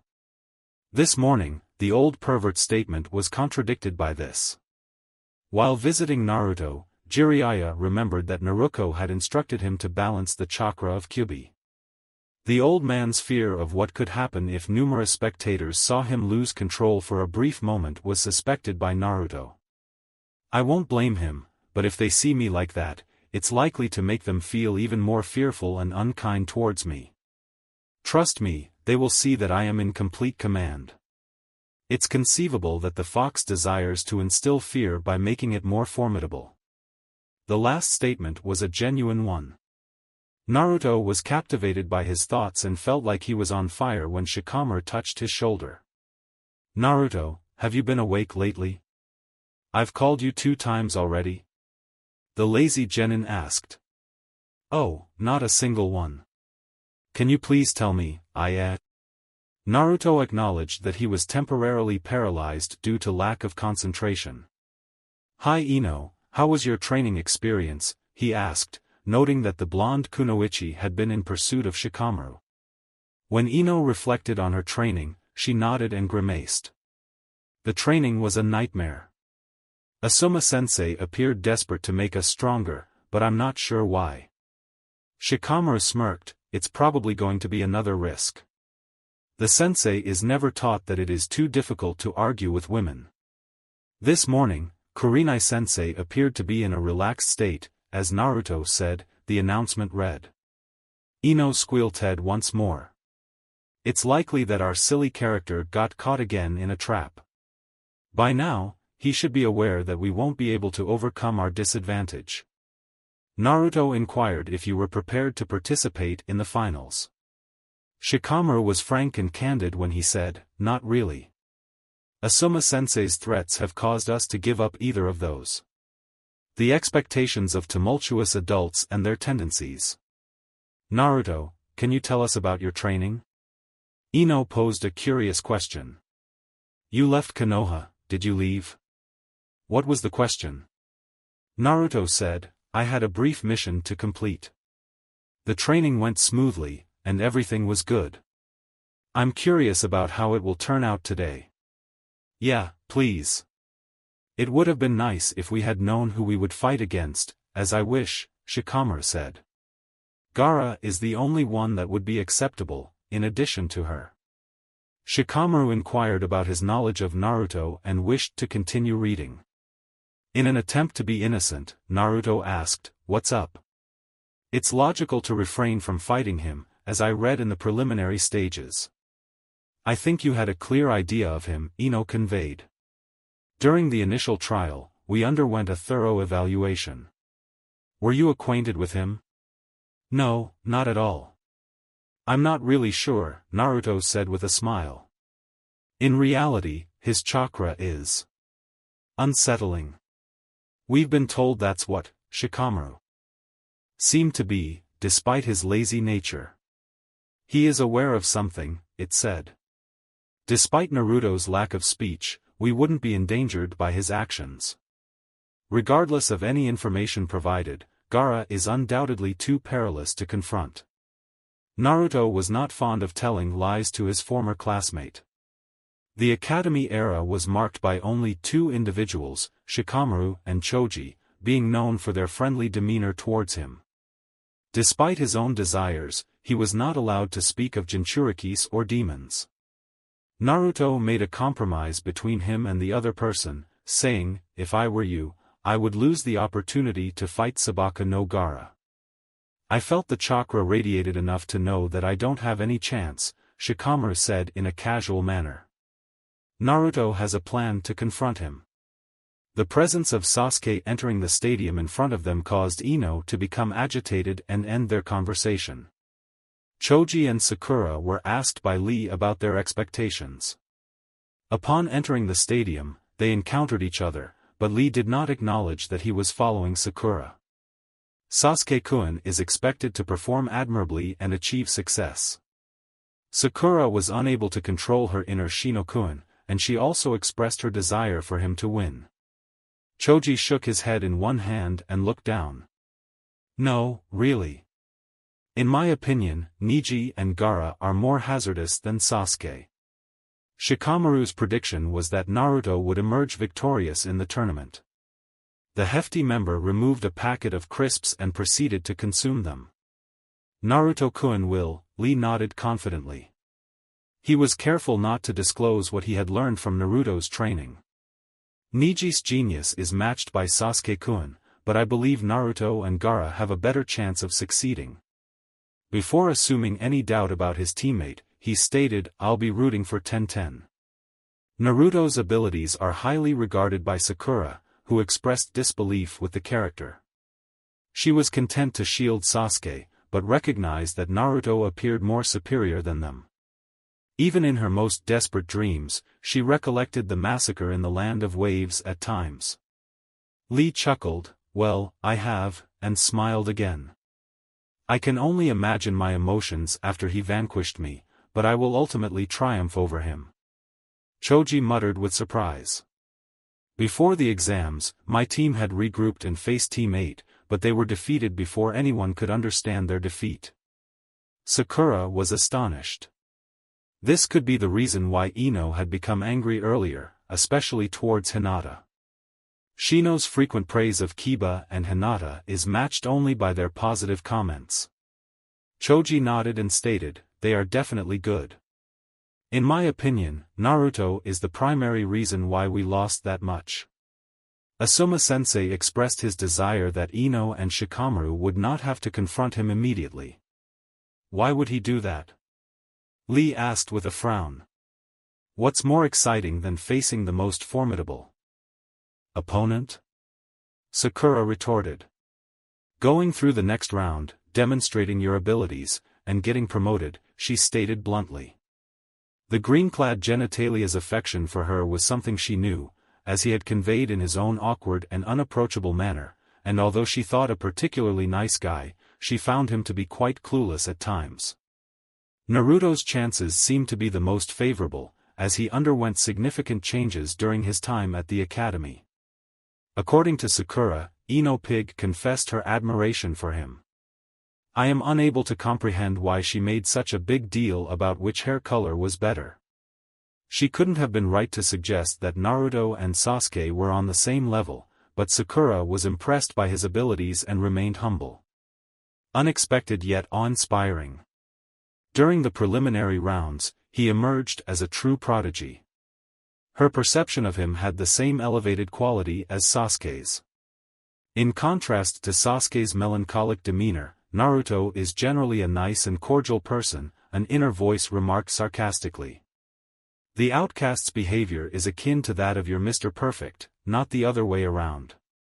She retorted, Sasuke-kun's childhood was exceptionally difficult, how could I blame him for being more distant? Just as I did, you saw the success of Naruto. Conceive it or not, but you solely centered on Sasuke and disregarded him. During the academy days, he made an effort to communicate with you, unlike when a student in another institution did. Sakura admitted, I know, and she sighed. It's possible that the mistake was intentional. However, he is not Sasuke-kun. If Ino Pig were to change places to Naruto, Sasuke-kun would be left alone. She realized that Sakura's biggest mistake was not being able to look at anyone other than Sasuke. Mei said to Sarutobi Hiruzen, Hokage Dano, as he approached his chair. Before the Kazekage arrived, the woman had come early to talk to the old man. Mizukage Dano, he whispered, before bowing down to her. Upon seeing the Mizukage's beauty again, Jiraiya gave in and looked away, careful not to make any inappropriate comments. Hiruzen had made it clear that his customary conduct was not acceptable. Efficiently discernible. It's great to see you back, Mizukage-sama, he exclaimed softly. In the same way. I've heard a lot of talk about the legendary Sannin. She smiled and apologized for not knowing who you were before turning her gaze towards the Hokage. Have you thought about my proposal, Hokage Dano? Yes, said Hiruzen with a smile. I understand that the formal approval and signing will be made at a later time, but I would still be open to accepting it. I didn't anticipate Kirigakura to form a defensive alliance, Jiraiya said, raising his eyebrows. In hindsight, it doesn't have a notable reputation when compared to the previous treaties. Mei reassured that she was fully cognizant of the truth. It's true that Kirigakura has many things that remain unchanged, and while we can't undo the past crimes, we must eventually start from scratch. By signing this treaty, I can eliminate the threat that Konoha presents to us and establish stability. I am confident that the increased trade between our countries will compensate for the losses incurred during the missions against Konoha, which we will no longer participate in. Hiruzen stated that it was a beneficial approach to mitigate the threat from Kumogakure. Kumo may be stronger than we are, but he is not strong enough to fight against two different countries simultaneously. Jiraiya expressed his confidence in the Raikage's level of ambition, stating that he is an ambitious individual. The relationship between Kiri and Konoha remains largely unchanged, with the bitter truth that Konyang and Konig have been enemies for decades, but Kumogakure has two fully equipped Jinchuriki to aid in their efforts. I was determined to come here because of the fact that Gato's death caused significant harm to the opposing alliance in Kiri. That's why I was able to take the risk and come here. If not, it would have provided my adversaries with a chance to reverse the policies I implemented. Mei expressed her happiness with Hokage Dano's peace, stating that it lives up to his reputation. In addition, I was eagerly anticipating the chance to watch the Haku fight. I've heard praise about his adversary. The last Uchiha member, is he truly as talented as the nobles claim? Hiruzen admitted that she thought the statement was overstated. Despite the rumors circulated among the nobles, Sasuke remains one of our most gifted young men. Ah, I can't believe that Haku gave me a lot of attention on the Uzumaki Naruto issue. It's a given that he was an engaging kid. You've come across Naruto? Hiruzen scowled. The Mizukage nodded in agreement. It's safe to say that I am also eagerly anticipating his fight. Taking into account his opponent's situation, Haku and Zabuza shared some information about the previous rounds with me. It's a shame that I didn't anticipate seeing someone like him during the exams. Nevertheless, Kazekage Dano appeared to share the same perspective. After exchanging formal greetings, the Kazekage approached them and Hiruzen turned to face him. Despite his hopes for change, Hiruzen signaled Jiraiya and concealed his emotions. I have apprehensions that it is him who is the culprit. Upon seeing the Kazekage, one of his two guards came to answer. For a moment, the man gave smug expressions that were in line with Hiruzen's understanding. Kiba expressed admiration for the view and exclaimed, "These seats are not half bad." As the stadium was getting more and more packed, he, Akamaru, Karen, Hinata, Haruki, Chie, and Ako moved into a small box with more privacy than most of the crowd. Despite being not alone, Hitomi felt it was unwise to let her daughter sit in the middle of the common people. When will Naruto die? Karen pondered. Haruki sighed, saying, maybe I don't have to face that Gaara anymore. Ako perceived Hinata's anxiousness. Don't worry, there's no need to fret. He has put in a lot of effort last month and I'm confident he'll do great. Kiba's response, filled with anger that seemed unnerving to everyone, was, he'll get what he wants. I'm concerned that you didn't get a seat with the other Hyuga, which is concerning. You're the one who inherits this, right? My father was unhappy with my loss and his mother suggested I skip watching the finals, but she arranged for me to sit in the reserved seats. Hinata looked down at her family, who were seated on opposite sides of the stadium. It's not as if I were the sole inheritor of my clan. Hanabi is trained by his father, not me. She is a more capable person than I am, as far as everyone knows. Unthinkable, Haruki remarked with conviction. The shinobi community is not solely defined by their physical strength or ability, but rather by the people who embody it. Yes, of course. Chia stated that we should take a closer look at Naruto. I heard him say, he can't even afford to buy his own clothes. Karen asked, what, and Kiba looked at her in a frown. Naruto's affinity lies in its love for orange. Haruki gave a sigh of relief. His experiments led him to burn another set of clothes and then buy new clothes, Ako remarked with laughter. I can't say it enough. I unintentionally inflicted burns on his orange jumpsuit, Haruki grimaced. Imagine a ninja wearing an orange outfit.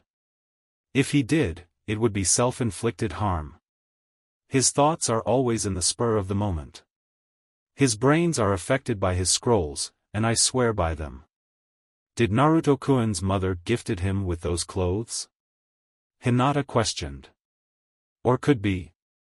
Haruki shrugged off the fact that it's hard to determine what her cousin does and doesn't know. He declined to reveal that she had solely made a statement in support of Naruto, who opposed the Hyuga for Hinata's death. Due to her position, Hitomi was unable to officially support Naruto, but in her own way, she sent a clear message to those who were attentive. There was no elder in their clan who had the guts to underestimate the wife of their leader. It's improbable that neither Karen nor Kiba could comprehend all of this. The doors suddenly opened up, and the 12 finalists were quickly disoriented as they entered the arena. Naruto's entrance into the arena was met with a sense of excitement. He would finally get the chance to show Konoha what he could do after all the training. He was not a mere monster. Don't be afraid to tell me, Tenten said with a smile. Naruto replied with a small quantity, stating that it was only a few seconds. He joked, would have to fight you, he said. Shikamaru observed his ex-classmate and recognized that he had glanced at Gaara on multiple occasions. He was most irritated by the secrecy. Although Dad won't engage in conversation, it's evident that a significant event is unfolding. It appears that Gaara is the center of all the difficulties. Naruto's intense interest in him was evident to Shikamaru, who expressed a smile of surprise, as the character always seems to have an agenda, but few people seem to realize it. Despite his efforts, Ino was unable to reveal his true identity as it left him feeling helpless and confused. Shikamaru told her, I'm not worried about anything at all, it's just fine with me. It's time to take a more calculated approach and let one of us get even with Choji. Temari shared, having a lot of fun for someone as unorganized as me, and then she joined in. She chuckled miserably, saying, I suppose that beating one of you would be a warm-up. The crowd erupted in cheers as they left, and the fear felt only worse by some of the male members. Dark thoughts haunt Sasuke as he contemplated the idea of facing an actual adversary. The return of this month's training should be a positive experience. Hiruzen attempted to engage the nonchalant Kazekage in conversation, stating, you must be tired from the journey. From under the black mask that covered most of his face, the Kazekage said, "Not at all. Despite your youth, the trip may have been too much for you to handle." He smiled and said to Hiruzen, "Maybe it's time for you to pick the fifth." Hiruzen remarked, "I'm tired of being asked if you can stop me from being like an old man. I plan to continue doing this for an additional 5 years." Hiruzen smiled, "Maybe today, one of the young ones below will impress me." "Yes, Naruto, please demonstrate your suitability." Namishi Rado surrendered and declared, "The genin is ready, Hokage-sama." The Hokage relied on Rado and Jiraiya as their top bodyguards, as they were granted 2 guards in their box with each one. The wounded Jonin was nodded by Hiruzen, who then stood up. "As a matter of fact, I am getting better." He sighed and stated, "Let's commence." He yelled out, "Thanks for participating in the Hidden Leaf Chunin selection exam." The main tournament matches between the 12 participants who made it to the semi-finals will commence. "Hankaluja, Hokage-sama," was the response shouted by Shiranui Genma from the grounds. The absence of Hay-8, who had served as a referee during the preliminary rounds, led Naruto to wonder why he was not present alongside this senbonchuing individual. Naruto shrugged off the idea that he would be assigned a different task. The finals matchups can be viewed on the large screen located at the back of the arena.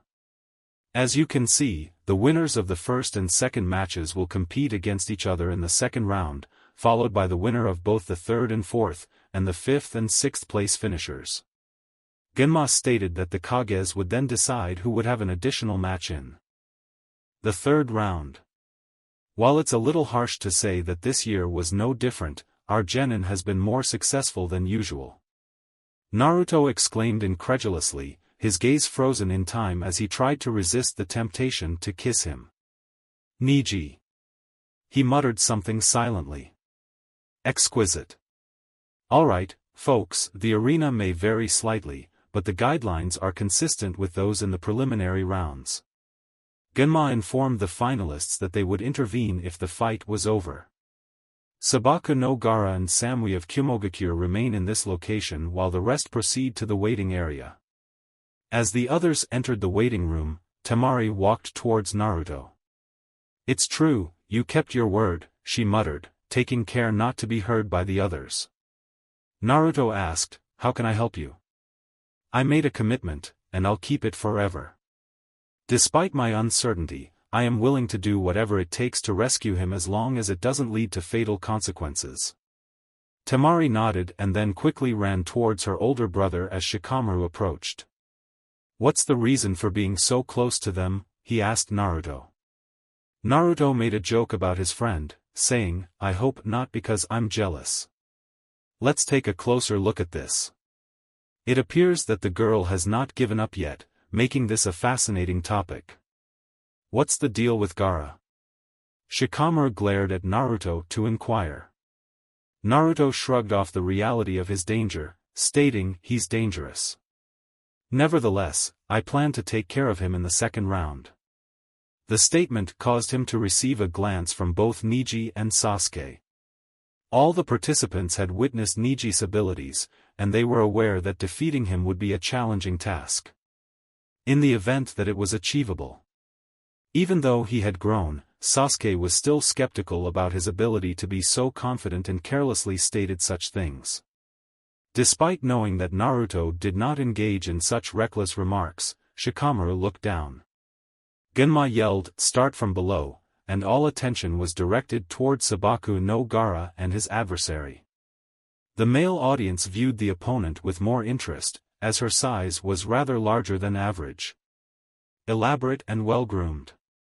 "I will follow the plan Yujito-sensei gave me," Samui said, as she darted around Gaara. The boy remained motionless and appeared to be experiencing boredom. Samui came to the realization that he only spoke with a distinct tone whenever the genin from Konoha was present. "Uzumaki Naruto, you observed his interest. Does it mean you have a similar appearance to him? If yes, then Gaara will want to maintain his chakras, which may result in his guard being down." Although Samui had been unaware of the matchups, she was now ready to face any opponent. Yujito had previously stated during their training that fighting against them would be illogical, as they already knew their strength. Nevertheless, their weaknesses are not a concern here and now. This Gaara, in particular, gives the impression of him being comparatively slow. By using your speed, you can easily outrun him. Keep in mind that he uses sand as a barrier and is only weak when you can catch him off guard. Strike with speed and determination. Gaara appeared to be unresponsive, but Samui persisted in defending him with the aid of the sand. It appeared to be a predetermined defense, she observed. Alright, I'll give the sensei theory a go. Naruto was impressed by the young woman's sudden burst of speed, resulting in him whining. The reason for Gai Sensei's intense focus on his speed was now apparent to him. Even though Gaara is stronger than Samui, if he cannot touch her, she still has the advantage. Despite having his Kage Bunshin no Jutsu, he admitted that the trick would not be as difficult for him. Unless it's someone like Lee who can handle the job quickly. Upon seeing Haku, he recognized that this boy was his most hazardous adversary, not including Gaara. A bit of frustration washed over Samui. The wall of sand that rose up each time was not breached by her attacks. This is not cool, I can't stand my opinion. The attempt to hit him from behind from his blind spot was unsuccessful. Regular piercing attacks were also ineffective. Samui's situation worsened when he started sweating, feeling the pressure. Samui was aware that Gaara could grab her whenever she stood still, leading her to revert to being like the idiot who confronted him in the preliminary scenes. In accordance with her teachings, she directed her chakra towards the feet and aimed her knife at Gaara.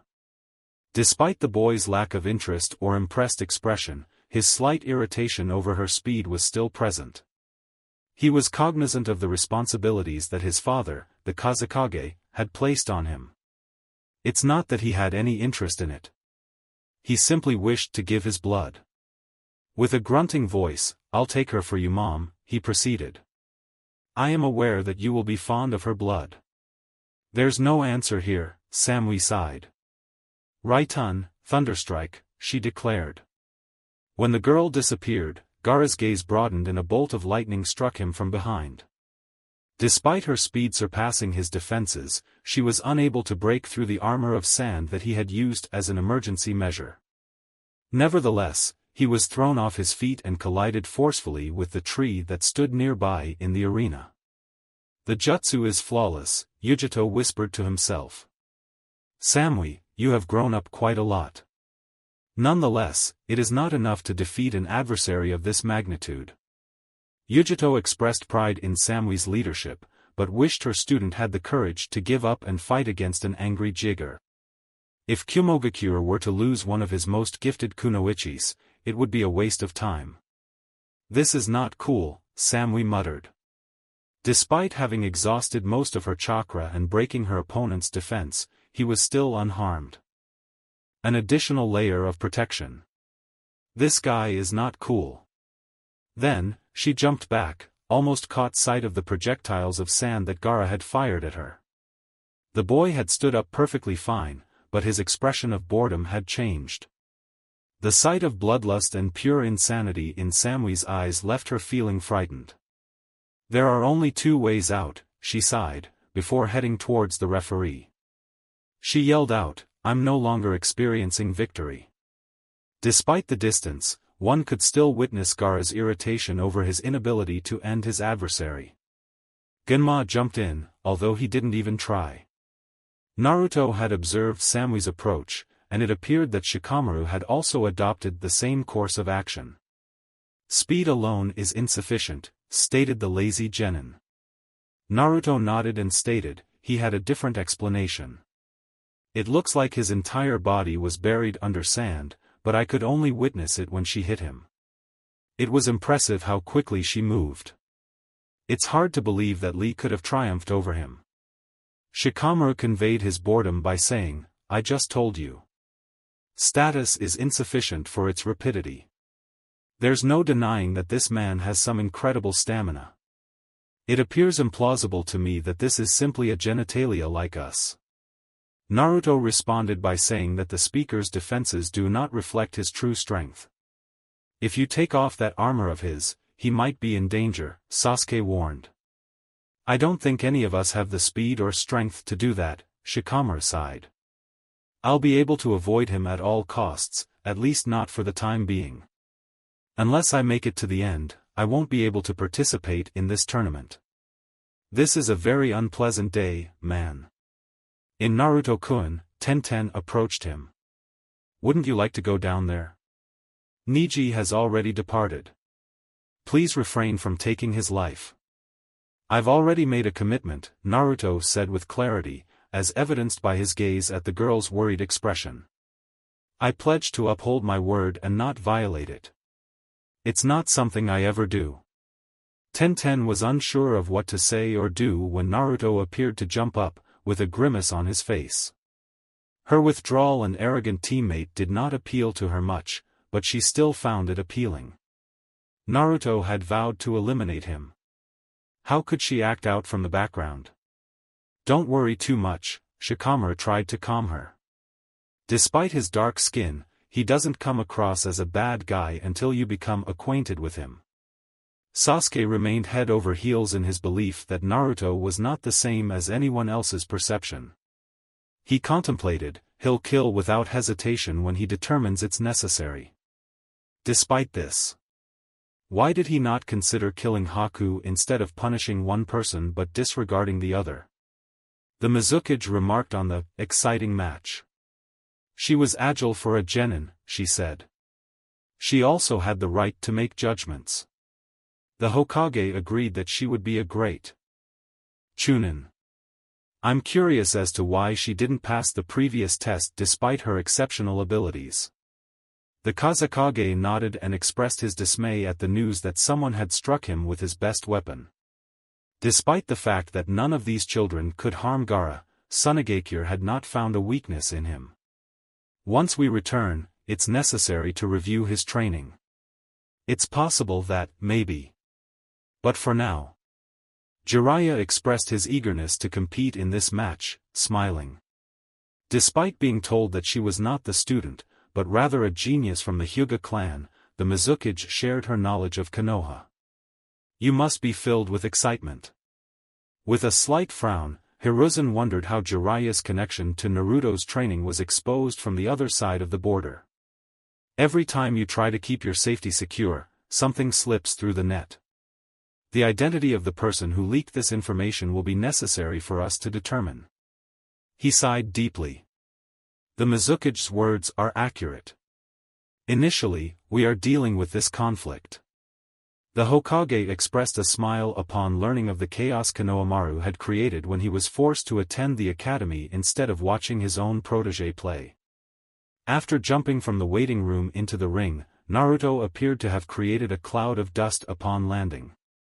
The crowd remained muted, and it wasn't until Neji arrived that they began to cheer. The Hyuga prodigy was not expected to impress the majority of the audience, while Uzumaki's performance was less impressive. The majority of Konoha's inhabitants wanted him to be taken hostage. If the Hyuga were to kill the boy, they would be happy. The talk that Hinata and Kiba heard around them was quite irritating. Naruto was fortunate enough to be killed by the elite Neji during the initial stages, as many who were assumed his guilt would have been aware of it. Neji was expected to be among the players with a high probability of winning the tournament, along with Sasuke and Gaara. Let them be, Haruki suggested, observing both of them grimacing. Naruto's abilities will be revealed to them, and they will later regret their past misdeeds. To be honest, I wish there were many individuals who would gamble on Naruto. He sported a smiley expression on his face. I can only assume that his old sensei had a significant amount of money on him, Ako declared. That little scar is adorable, she exclaimed. Naruto asked, "Are you sorry?" when Neji stood in front of him. Neji's expression was, "What?" with a frown. Hinata-sama, did you say sorry to her? Neji's response was solemn, and Genma stepped between them. I implore both of you to adhere to the rules. During this struggle, I won't let either of you take it. An ominous response from Naruto is, that it is not likely to be a fight. This will be a form of punishment. The almost stoic expression on Naruto's face left Neji feeling uneasy. The reluctance of Neji to question him before the game had disappeared. There is no need for me to be slow. Genma yelled out, start. Good luck in Naruto-kun, Hinata whispered, her heart racing with excitement. You're welcome to be strong, but please don't bite. She finished her whispered prayer by saying, stay strong Konoha. She had no doubts that Naruto would win against Neji. Nonetheless, at the moment, she was not interested in that. The stakes were higher than ever. Her understanding was that Naruto's fate in Konoha depended on his performance today. He has the potential to rectify many injustices in the best-case scenario, but in severe cases, he could do so with great efficiency. What if people's worst fears were proven to be true? Gentle fist style, 8 trigrams 64 palms, Neji said loudly as Genma moved away from them. Naruto was occupied with his first hits, and he did not have time to respond. As Neji had anticipated, he was in a disadvantageous position when Naruto had the time to deploy his clones and create seals. While Naruto was hit by an equal number of hits on his body, Neji yelled out, wow, 2 hands, with 4 hands and 8 hands. 16 hands, was the final remark. Neji's response, as he grimaced and nodded slightly after being struck by the explosive force. Naruto's backwards fall was met with a series of breath-holding gestures from the audience, who then said, 64 hands. Neji jumped forward as Naruto lay on his knees, struggling to stand.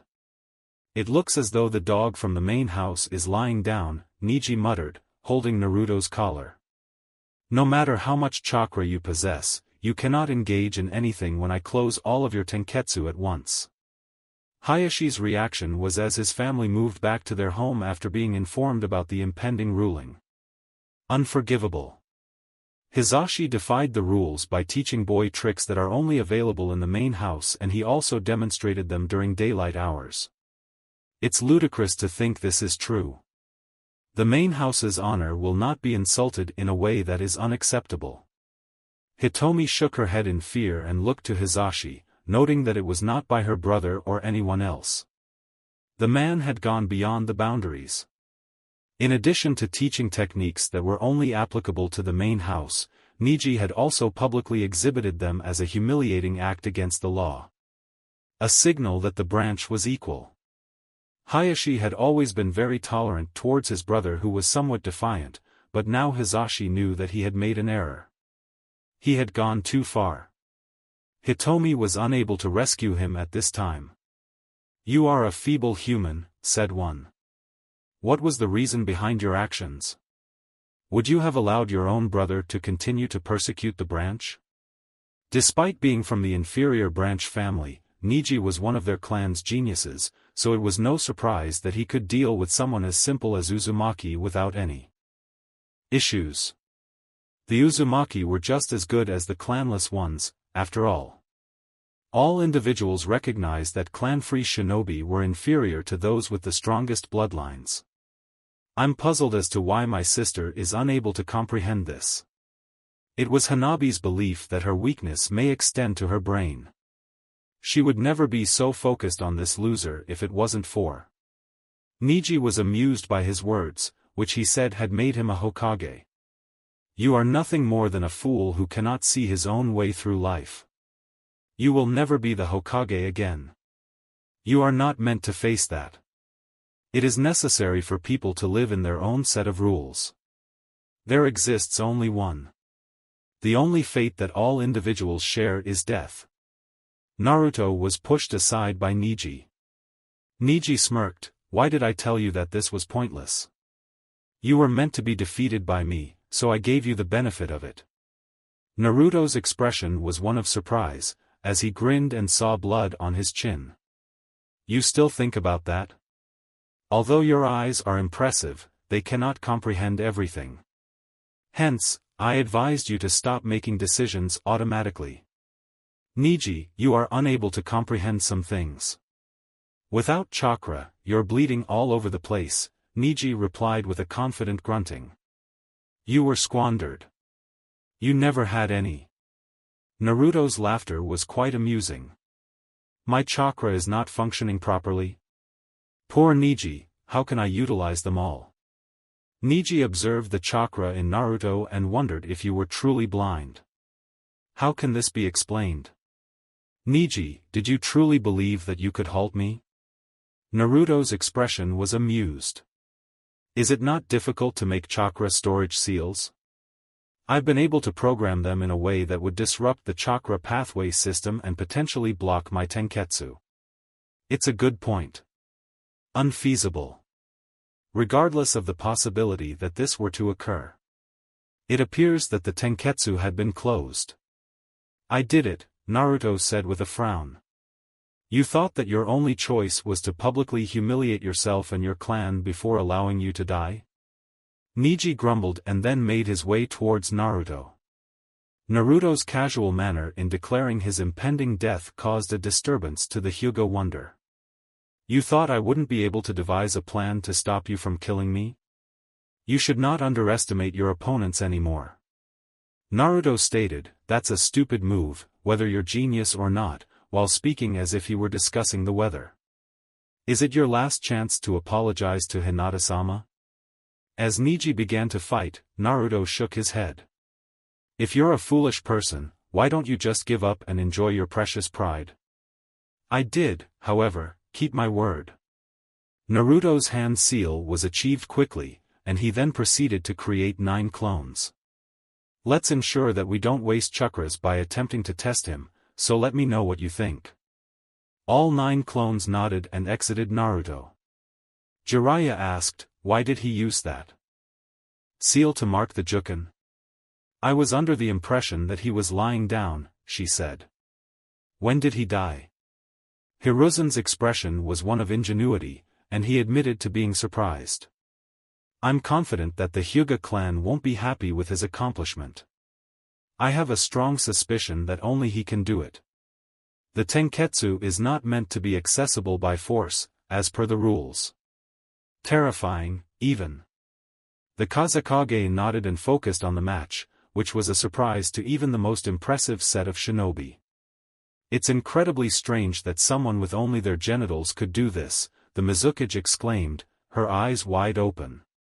Even if I had not fallen in love with that one, would have been hooked on it. As per one of the Bunshin, Haku's words about this boy suggest that he wasn't being dishonest. In the event that Gaara is revealed in the next round, it would be more advantageous to waste as little chakra as possible. According to another clone, you don't stand a chance, the former said. The third clone also laughed. That would have been a funnier joke. You hold that belief in your heart, Niji muttered. The original Naruto scowled, you may be decent, but you are only a human being, while comfortable sitting on the ground. Despite his small size, he could take some time to heal his wounds. The inscrutable notion of fate and destiny is simply nonsense, and I'm completely clueless about what's going on. Destiny is a mess. You only acknowledge your own suffering and sorrow. As a result, you will be lost. Without that knowledge, you wouldn't have made such a significant decision at the beginning. The initial clone appeared to be in a desperate state, laughing. The scared Hyuga always seems to be a comical creature. The second clone smiled and said, maybe some pain will open your blind eyes. It would be a shame if you died without ever having seen the truth. The clone was met with Niji's fury as he moved forward without restraint. The first Naruto erected a barrier around him and passively watched as his clones engaged with Niji. Is it possible that he surpasses Hinata-sama in speed? A positive influence in the distribution of resources. He has more strength, but his agility is not as impressive. Significantly less complicated. The reason for Naruto's disappointment was possibly due to his anger, despite the promises he had made. After Niji eliminated 7 of the 9 clones, Naruto created 5 new ones. During his attack on the clone, Niji was careful to avoid touching it, and he kept a chakra between himself and the target. Naruto was not taken aback by that fact. Neji had witnessed Lee being defeated by the clones equipped with weight seals. Nevertheless, Naruto had not demonstrated his capabilities. The Neji were encircled by the 5 new bunshin spread. They yelled out, "Renkuden Futon," in English. Neji retaliated by jumping back, steering clear of the wind bullets and tapping chakra to bypass them. The sharp and thin chakra in Neji's defense caused him to sustain a minor cut on his hand. Neji muttered "Duh," acknowledging that the 5 clones had once again encircled him, while the other 2 members of the first team were now running towards him. Naruto was slightly taken aback by how easily the supposed genius could be surrounded. His use of too little chakra during the previous attack did not result in death, but it was still lethal. Naruto asked, "What is he hiding?" Neji had to choose between 5 fireballs and 2 annoying clones, with only 1 remaining. He shouted, "Hakusho Kaiten," and created an impenetrable and spinning chakra around him. Naruto's expression was grimacing as he watched his 2 clones being destroyed upon being hurled back, and the fireballs did not do any harm. He widened his eyes while contemplating ways to disrupt that defense. After discharging his chakra and spinning, he could block any attack from behind, Naruto said with a sigh. Despite this, looking at him, it appears that the little maneuver must have absorbed a considerable amount of energy. He's already experiencing a slight gash in his stomach. Nonetheless, it's a pleasant surprise to witness something like this. Naruto created 3 additional clones, and as they progressed, the other 5 retreated. Naruto's expression was a smooch, as he saw Neji disapproving of the new clones. "Mr. Genius, you should try to avoid this one." Neji's eyes widened as he saw the concentrated chakra on the new clones, and was just fast enough to create another sphere to defend against 3 major blasts. Naruto said lamentively, "I can't just use the weight seal with my Kage Bunshin no Jutsu," as when smoke billowed from the dirty Neji above his head. Only a quarter of the infernal seal's real strength can be utilized on these bunshin. Presently, Neji is a fake. "Never again," Neji yelled in response. He had to use the Kaiten once more to prevent the 5 Kage Bunshin from starting their attacks. "It's not a question of course." Hinata's eyes widened as she whispered, "Naruto, shuck." Kiba scowled at his teammate's behavior, acknowledging that he seems to be winning quite easily. "I had no desire to do it." Before her cousin reappeared, Hinata shook her head in frustration and asked him not to take her own life. She said, "I'll never, ever. I'm going to show the main family."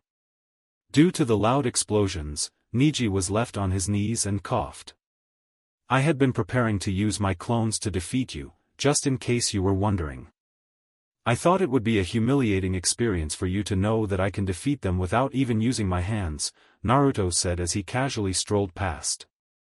Genma looked curious and realized he wasn't required to stop the game.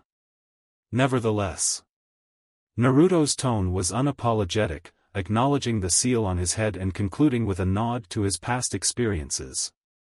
The individuals utilized by the dominant family to enslave the subordinate group. To be honest, I find them repulsive. Nonetheless, I don't perceive any distinction in the branch's reaction. No one can come up with a solution to overcome blind hatred. You simply excuse them from the situation, allowing them to continue and oppress you. Those who are unintelligent should elevate themselves to their own level. Neji grimaced and got up. Despite the situation, they continue to display defiant expressions. "What's your knowledge on anything?" he murmured. Naruto exclaimed, "Don't touch me," as he proceeded to lower the Hyuga. His expression changed entirely this time, allowing his anger to shine through. Naruto's recollection of being cursed by seals is more poignant than his actual experience, but it remains unfulfilled as he punched Neji in the gut. Ignoring any excuses, Hinata-sama did not do anything wrong. In the same way, she had no intention of damaging the tree. "But you didn't see." She could have put a seal on your unoccupied head and executed you, but she didn't do it. Naruto punched Neji again and said, as Naruto continues his assault on him. Garrod me, another hit. I'm not aiming to cause you fatal harm. After the last hit, Neji fell and Naruto walked away. Neji, who had been hit by something, got up and looked at Naruto with a slightly unsteady look on his face. What? He inquired, as blood billowed from the corner of his mouth. I have made a promise to kill you, and I've asked her why, Naruto said to Neji. The Hyuga's gaze widened as it looked into the now disfigured eyes, which were filled with an unnatural fury. Nevertheless, she urged me to disobey my will. I desired to sever my friendship with you. For your overbearing demeanor. Your reluctance to take action is self-serving. I wish to break your arms. Scratch your eyes. Hinata couldn't resist. She was not involved in the actions that were taken against you and other members of the branch, and even though she hates it, you still tried to kill her. Naruto's response was a growl of no. Naruto, the Japanese martial arts champion, extinguished his hands and transformed the flames into claws with his fists. Neji's eyes shone with fear as he comprehended the truth. He yelled, "Are you still here?" as if to apologize for his actions. Neji had no chance. Neji's head protector was ripped away as one of the fiery claws charged forward. Naruto rushed forward while his claws pierced through Neji's chest, causing the flames to burn and seal the wounds. Left behind permanent scars. Neji trembled. Trembling from the unbearable pain. But what's more? Stumbling due to the fear. How is it that his opponent has such high levels of chakra? In what way could it have been him? According to your words, I was meant to die. Neji pondered the possibility of saying that, as Naruto moved forward once more. Due to the pain, Neji was unable to tolerate any more. There was no way to escape. He was humiliated on his knees in front of the entire crowd. I am going to perish, she declared. A glare was heard in his mind. In a melancholy and inhumane manner, Naruto growled as he told, "You must not forget that you are responsible for Hinata-sama's death." While Naruto was saying, "Your life, and your freedom," he placed his other hand on Neji's forehead and burned his seal. Neji's previous use of the term, pain, paled in comparison to this. The Hyuga child screamed in agony as the skin melted and his mind went blank. If I am not present, you will be the one to replace me. According to Naruto, he whispered. Or else, you will perish. Genma's sudden leap towards Neji caused the audience to scream in shock. Naruto was rebuked by the Jonin for his violent behavior, and they shouted at him. Naruto's expression was one of sheer shrug. I've won the match, right? He asked me. Genma's inability to refute the truth led Naruto to return to the waiting room, leaving the audience speechless. The genius of the Hyuga, Konoha's most powerful family, was thrown away as if he were an honor student. Naruto had no connection with him whatsoever. Rock Lee was both bleary-eyed and speechless. I thought that was a little bit of nonsense. Choji's expression was one of violence and he looked down. Isn't quite like Naruto in the slightest. How much was Naruto resisting my attempts to please me? Lee chimed in, says the whisper. It's impossible to determine how strong that guy is, Sakura sneered at the question. You can perceive his actions. Like Gaara, he is just like that. She was unaware that she had the right to be called a monster, as they were not like any other normal prostitutes. The audience started to growl once more as Naruto made his way up the stairs. They've witnessed the progress of what they previously believed. Naruto's sigh was heard. What is their next move? It's a pointless matter now. I am not going to be Neji's person. Regardless of their actions, I am content with my lack of hatred towards them. Hinata will be the one to provide an example for me. She was able to forgive Neji, but she recognized his misjudgment. I will never succumb to this weakness again, as hatred only fuels further hatred. Despite breaking my own pledge, I must still do the right thing. Despite the fact that I must confront my own prejudices. I will no longer be able to despise those who have an unfavorable opinion of me for the majority of my life. I will outperform them. I'll display it all. Jiraiya swallowed before speaking. He emerged victorious over Niji and refrained from utilizing its chakra. He whispered something to his Hokage. Hiruzen nodded as he spoke. Nevertheless, this presentation is a demonstration of what the public can see. He didn't do anything to improve the situation for himself, he whispered in response. The Kazekage was in a whispered conversation with one of his guards, while the Mizukage looked at them with curious eyes. During the first match, Mei observed that Naruto had displayed greater skill and restraint than Gaara, who may have relied more on his inner demon. Naruto's ability to handle the Kage Bunshin no Jutsu, Futon, and Katan will make it more hazardous than Zabuza had anticipated. The fact that he was still holding back is what really gives me chills. That Sabi is the lesson to learn. Can it be said that Naruto-kun is the one who truly owes his existence to him? Haruki bowed his head as Hinata turned around to confront him. Is he present in the picture? With a soft and melancholic tone, he replied with, yes. What? Kiba muttered, his eyes fixed on the three Hyuga who had different expressions. Hinata was taken aback, Haruki appeared melancholic as if to apologize, and Ako had an assertive and almost self-assured expression. What's the story? Did Naruto win?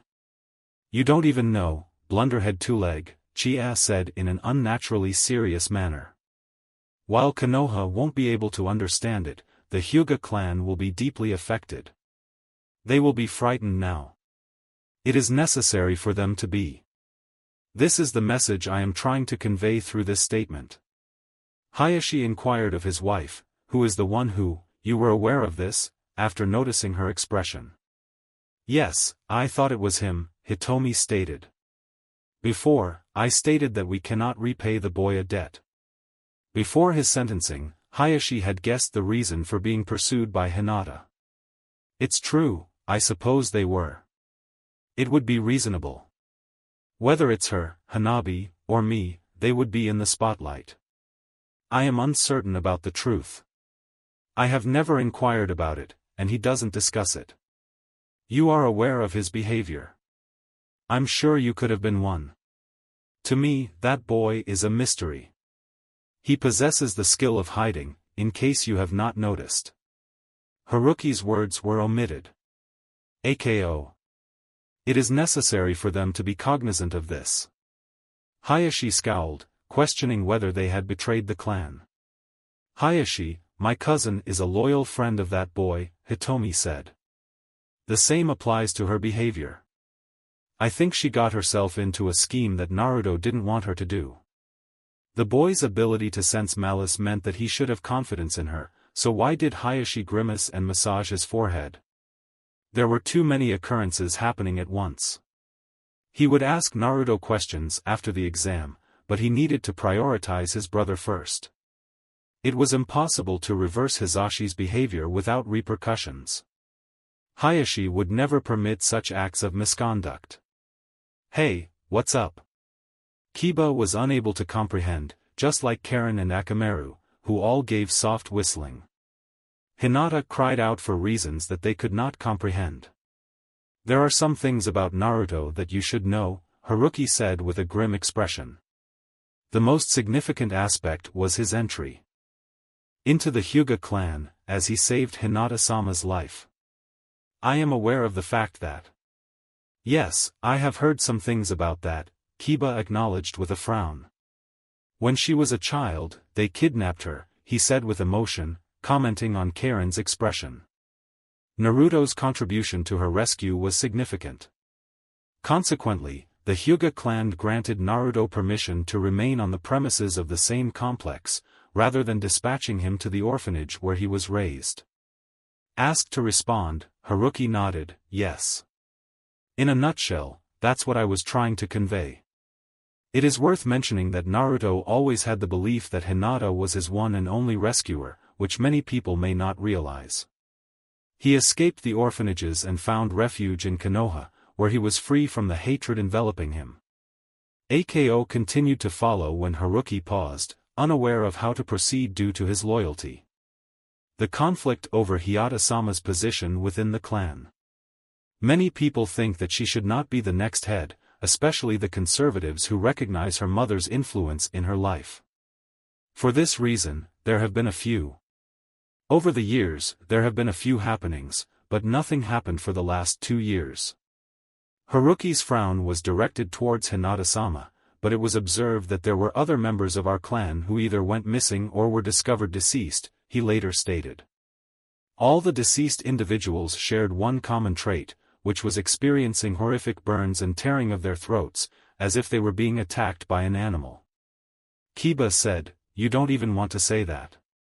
Do you know what Naruto's blazing claws look like? Is it his jutsu?" At the same time, Ako cut him off almost 2 years ago. A member of the main house compelled me to put something in Hinata-sama's food. Ako sighed. I was coerced by the man through my seal to comply, even though I knew it was wrong because he threatened to kill my brother who guarded Hinata-sama. I was the reason they used, as Ko would have never suspected me. Naruto got involved in it. He took the life of the man and approached me with red eyes. Like that man from the main family, I thought I was going to die. The anger in those eyes was intense. Just as the others from the branch had disappeared before me, I knew I was going to die. I am not to blame, Naruto said. He made me swear that I would never disclose this to anyone unless he exposed it himself, even though I believed I was innocent. One tear arose from Ako's cheek.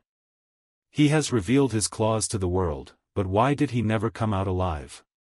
Hinata asked why Naruto-kun never bragged about anything. He was aware that these events were interdependent and it was preferable for him to remain in the shadows. Naruto was aware that he could not confront those who intended to harm him directly, as Haruki sighed. He was too feeble at that point. Despite everything, he seems to think that the situation has transformed. Upon learning, I cautioned him. His arms were covered in blood as I observed him. His burden was so overwhelming that I knew people would not believe him. Especially when individuals of significantly elevated status and standing were involved. I wonder why. Tencent a good question. Why did he commit the act of killing? He did not kill anyone who didn't deserve it, Ako said in a stark tone. Ako, please calm down, Haruki yelled out. Naruto never took a single day for the glory of it. Being alone in his life, he never felt the need to boast about his actions. I am unaware of how many times he intervened. He consistently declined to discuss it. I am aware that a large number of people have been found dead, and others have gone missing without detection. He carried out the action. What was the reason for his escape? Kiba showed a frown. Haruki nodded and replied, yes, that stealth seal of his. The stealth seal prevented anyone from seeing him, resulting in his absence. That's how he learned about the different schemes, too. However, I made him commit to not doing anything unless it is necessary to save lives. Hinata-sama, what was your life like? Hinata snorted, why me? The question that I'm pondering is what led to my decision to choose this path. Ako scoffed at Naruto, acknowledging that he has been unfairly treated. He cannot bear to see others suffer the same fate as him, and for some reason now he can't even tolerate it. He claims that his attitude towards others is unimportant and he doesn't require anything from anyone else. It's worth noting that you have a better understanding of things. Notwithstanding his lack of communication about his emotions. Kiba nodded in a slow breeze as he remembered how Naruto began to transform once his true identity was made public. This boy who was quiet and aloof had demonstrated more of his gentle, friendly nature. Although Kiba was still deeply affected by Naruto's ability to kill his enemies with ease. Despite being prepared to take lives, they all ended up killing someone while attending the academy. Given that Naruto had been engaged in such combat for a considerable amount of time before graduating from academy, it's surprising that he was not disturbed. Naruto was doing the authentic thing while others were playing, assuming the role of a ninja. I'm still not sure how to interpret it. What is the reason behind Hinata's death? Kiba's expression paled in agreement as she realized why she was being targeted. The distance between the main house and the branch is extensive. Despite having a bloodline, the two groups have control over each other, and the latter behave as little more than servants or slaves. The seals that were placed on her foreheads mean that we are bound by them, and therefore, we can only rely on those who have the courage to invoke it, Haruki said. The elder of the clan had the power to kill us with a single command, as Ako expressed her frustration. They frequently misused that power, and the organization is rebuked for this behavior. Despite the fact that hatred has only grown stronger with each passing generation, the main house has always maintained its position of increasing their oppressive power. What is the significance of this? Karen inquired. Hitomi-sama is the term used to describe Hiromi. Hayashi-sama is resisted by her more than anyone else. Leniency. Some of the elders want her to die, but they cannot touch her easily. Hitomi must be subjected to the outrage of her husband before anyone can touch her. The girl who bears a striking resemblance to her mother is the next step for them, as Haruki harshly stated. Hinata looked up with tears in her eyes. You are just as gentle as she was, Haruki smiled while combing through her hair. The elders' fear is more pronounced than ever, which they find difficult. If you took the position that is right for you. They are of the opinion that you would not tolerate the current system. The foundation of their power would be destroyed by your rule, leaving them vulnerable to the branch's hatred. Your sister possesses the same level of strictness as Hayashi-sama typically exhibits. Sadly, the branch is too unintelligent to comprehend the situation, and many are consumed by blind hatred towards individuals who do not have their heads marked. As Niji is, Ako echoed his sentiments. They're not able to handle it, Hinata declared. Niji and others have both been victimized, which is why. I asked Naruto-kun not to kill him because of this. He expressed his desire to be. She stooped with emotion. He came to see me in the hospital and vowed to kill Niji as a means of getting back at him for his actions against me. According to Haruki, you made a stop, she said. I can't say it enough. I requested him to do it. He assured me that he would not take Niji's life. It's a tough call with that guy, Kiba said, gesturing, while Akamaru quipped. Naruto was present with all those who were found dead or went missing. Considering the circumstances, Hayashi thought that they were after Hinata. Despite the Kyubi no Kitsune incident, did I still experience prejudice due to his actions? The extent of his shinobi abilities is far greater than I anticipated. He experimented with Niji, but that kid is a true prodigy, possibly more brilliant than me. How many times did I not want him to be my son instead of Hisashi? The jokes about fate are truly heartless. I have the perfect heir, but I must punish him for breaking our laws, Hayashi stated with a sigh. Brother. What is the reason for this mess and why do you feel the need to place me in that position? Niji's seal has been defused for the time being. Naruto's thought process was based on his own thoughts. The chakra should have been well maintained and able to last for several years. Over the years, I was able to catch those unintelligent individuals from the branch. Naruto's expression was a grimace, as he stated. Several times, he had apprehended members of the branch who attempted to kill Hinata. The complexity and severe consequences of failure had necessitated Naruto's repeated attempts to alter the cursed seal without causing harm to the subject.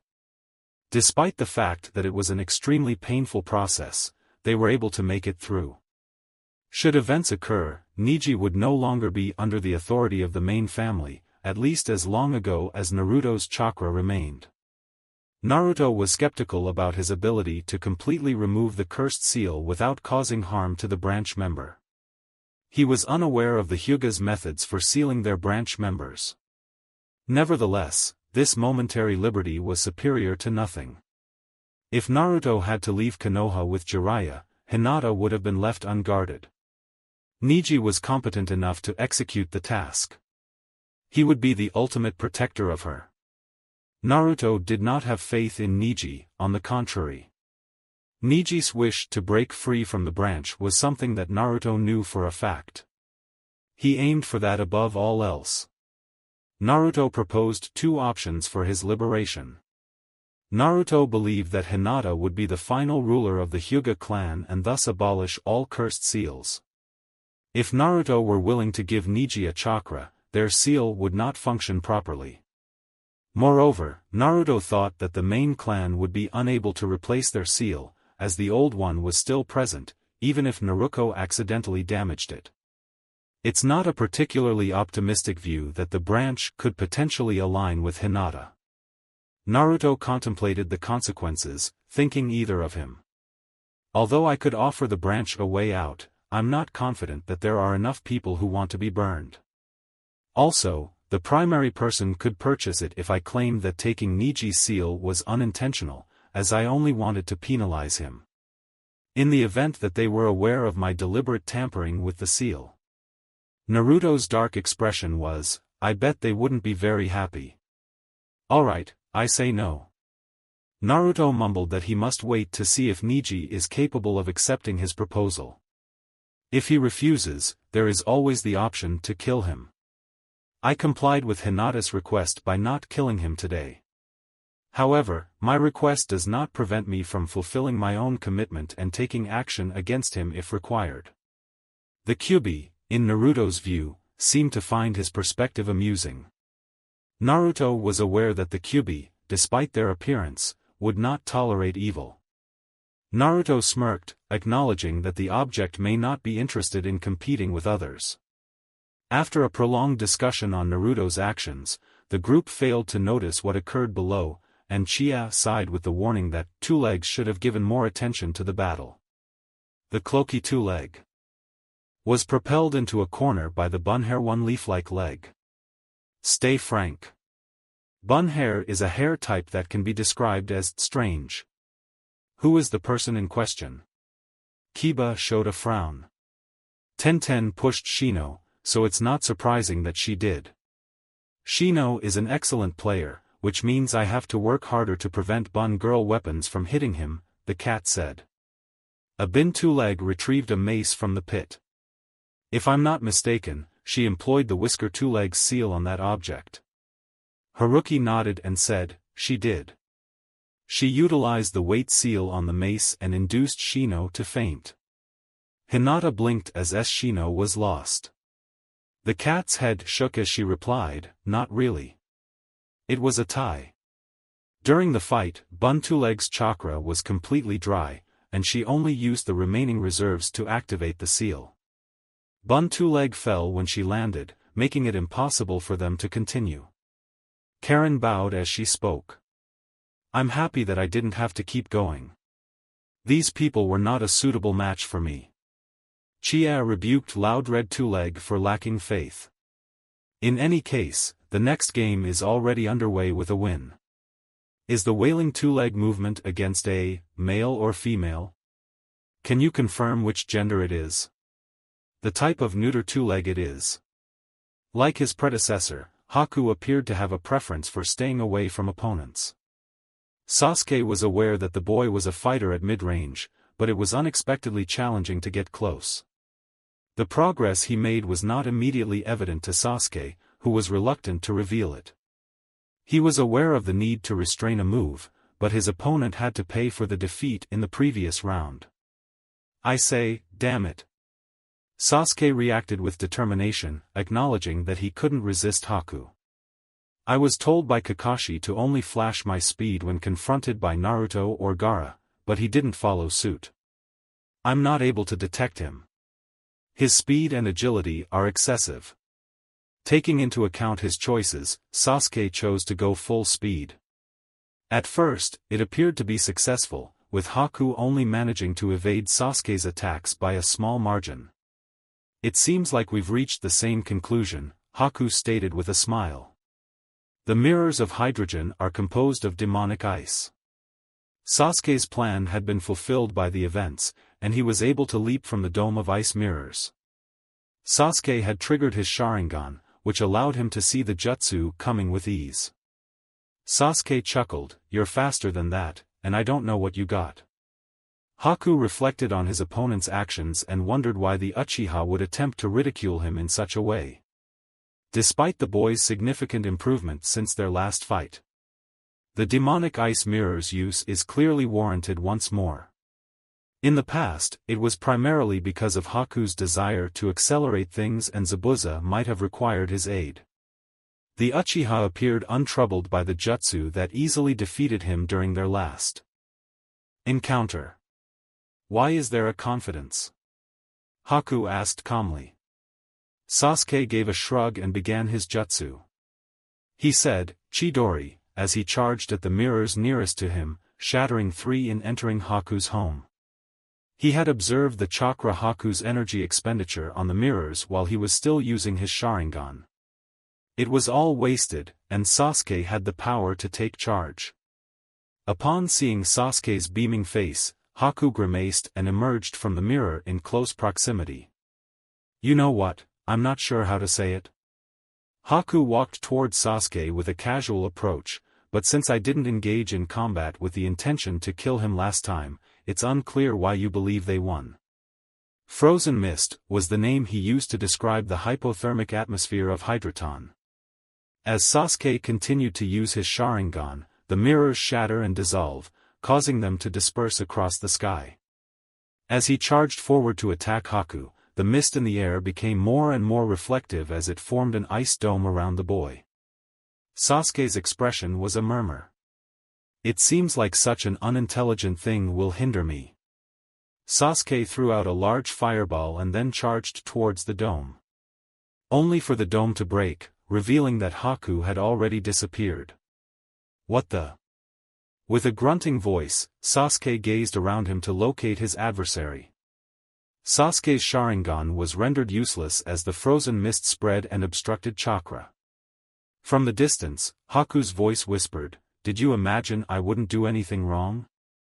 You strike first, but don't seem to have the stamina to think beyond a proper plan. I truly feel disappointed that the rumored Uchiha genius is not equipped to handle anything more than this. The first time you lost, I could relate to it because I had the upper hand. However, this time you were aware of your adversary." Sasuke yelled out, "Get up! Heitan, no harm done." Katan's final cry was heard, as Sasuke launched a series of smaller fireballs and tried to tear through the fog. Nonetheless, it had no practical value. With a sigh of relief, Haku stood up and revealed his actions. "You possess greater strength than me, but you are still losing like this." Sasuke's response was to perform the Chidori. Haku shook his head upon seeing Sasuke, wearing his Chidori, charge at him. Haku positioned a mirror in front of himself with just one hand gesture. Upon realizing that Haku was hiding behind a weak defense, Sasuke charged on with his face looking directly at the reflection in the mirror. The mirror was not the same as Haku's, and instead it was open to all. If Haku had given them permission, they would have been able to do so. Sasuke had the freedom to gaze at his reflection. Haku chuckled, "You shouldn't be ashamed," while gazing at the trapped Uchiha. "The jutsu's ability to drain my chakra is limited due to the fact that it depletes more energy than my own chakra. Despite this, very far away from Naruto-san. If I persist in doing this for too long, he will be released." Haku then turned around to turn the mirror, made another batch of icy Senbon and freed Sasuke. Sasuke was left dizzy and could barely rise to his feet before Haku pounced on him with his Senbon. Sasuke's body was rendered immobile as he fell to the ground. Once again, a victim of sexual assault. Sakura was unable to hold back in excitement when she saw Haku create numerous frigid senbons and slice through Sasuke, who was trapped. Sasuke's actions were beyond her understanding, as she couldn't comprehend.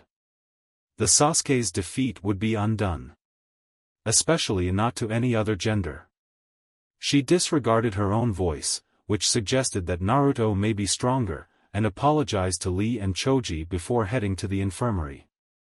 While Sakura was aware that Haku had won the previous time, she believed that Sasuke had been manipulated.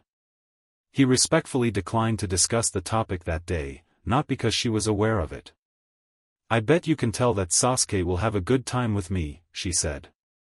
However, no one would have advised her to avoid coming into contact with the injured Uchiha.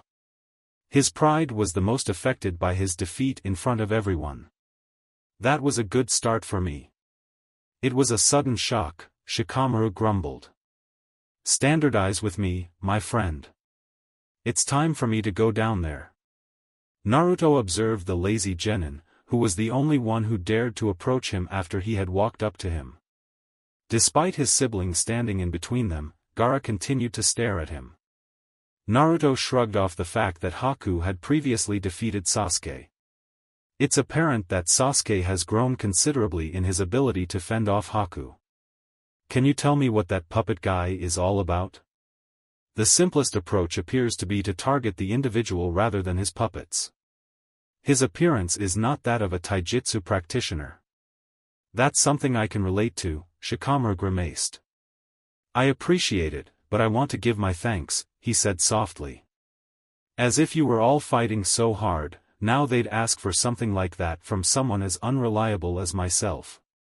The promotion is not solely for the top contender, it's about impressing the elderly." Naruto congratulated Shikamaru by patting his shoulder. "It would be more difficult if you had to take this exam again," Naruto quipped, leading the lazy bouffon to look annoyed. Genma stated that the upcoming contestants will be Kankuro of Sunagakure and Nara Shikamaru of Konoha, questioning the absence of their opponents. "Inaugurated yourself if you report here within 2 minutes, or face disqualification as per the standard rules." Shikamaru turned and started to walk towards the stairs after Kenkuro's announcement. Genma was told by him, "I have no choice but to give up," after he had won the previous match. "During the preliminaries, my puppets were damaged, and I was unable to restore them in a satisfactory manner." Naruto observed the painted genin. Despite not having the Byakugan, he didn't require it to detect Kenkuro's falsehood. The type of person who could repair his tools with a month's time is not the same person. This man was not a hobbyist, but rather an obsessive believer in his puppet creations. The reason for his abandonment was a different question: what is Sunagakure up to? He frowned. Similar thoughts arose in Shikamaru, who looked to Naruto for answers when asked about his suspicions. "This isn't good," the blonde whispered. Shikamaru nodded and walked towards Ino, who was now facing her elder brother Temari. As Ino walked, he cautioned her to be careful. He was aware that Temari was willing to confront her and seek retribution against Choji, but he concurred with Naruto's belief that something was not entirely satisfactory. The peculiarities of Naruto's behavior caught my attention. Almost all the jonin in our village who are anticipating something happening have made preparations. Gaara, the psychopath. There exists a man who gives up something for no apparent reason. What is Sunagakure's course of action? Get going, Genma. Temari looked at her rival and smiled. They should have given me a proper opponent, she murmured, fully open-mouthed. With Ino aware that her strongest jutsu had already seen her, and the older Kunoichi was likely also stronger at taijutting, she leaped backwards before it was too late. She was blown away by a huge gust of wind as she heard the phrase, Kazakiri no Jutsu, from Fujino. The match was called off by Genma when Ino, who was unconscious, fell from the wall in which she had crashed. Shikamaru's eyes were wide open as he exclaimed, "Whoa." Naruto's expression was, "That was a bit cruel," and he frowned. He said, "Damn it, I can't stand up to her." It would be really tough on. Shikamaru looked at him in a sarcastic look back. Shikamaru's response to him expressing his frustration was with, "I can't wait to laugh it out, in the next round. I'd rather give up than lose it, like you." Naruto remarked with a smile. The Jonin's words were contradictory. Naruto nodded and said, "I know. I'm not sure I care either, though." Uzumaki-san cautioned Haku to be careful as he approached them. Gaara had already disappeared in a cloud of words and reappeared on the ground. Sabaka no Gaara is not a typical opponent for the sword. Naruto's expression was one of stretching and smiling. "Huh, I appreciate your consideration, but I'll probably be alright. I'm not a regular person either." He surveyed the surroundings and signaled to him and Shikamaru to approach more closely. "I'm not too bothered if Tsunagakure does something peculiar after the match."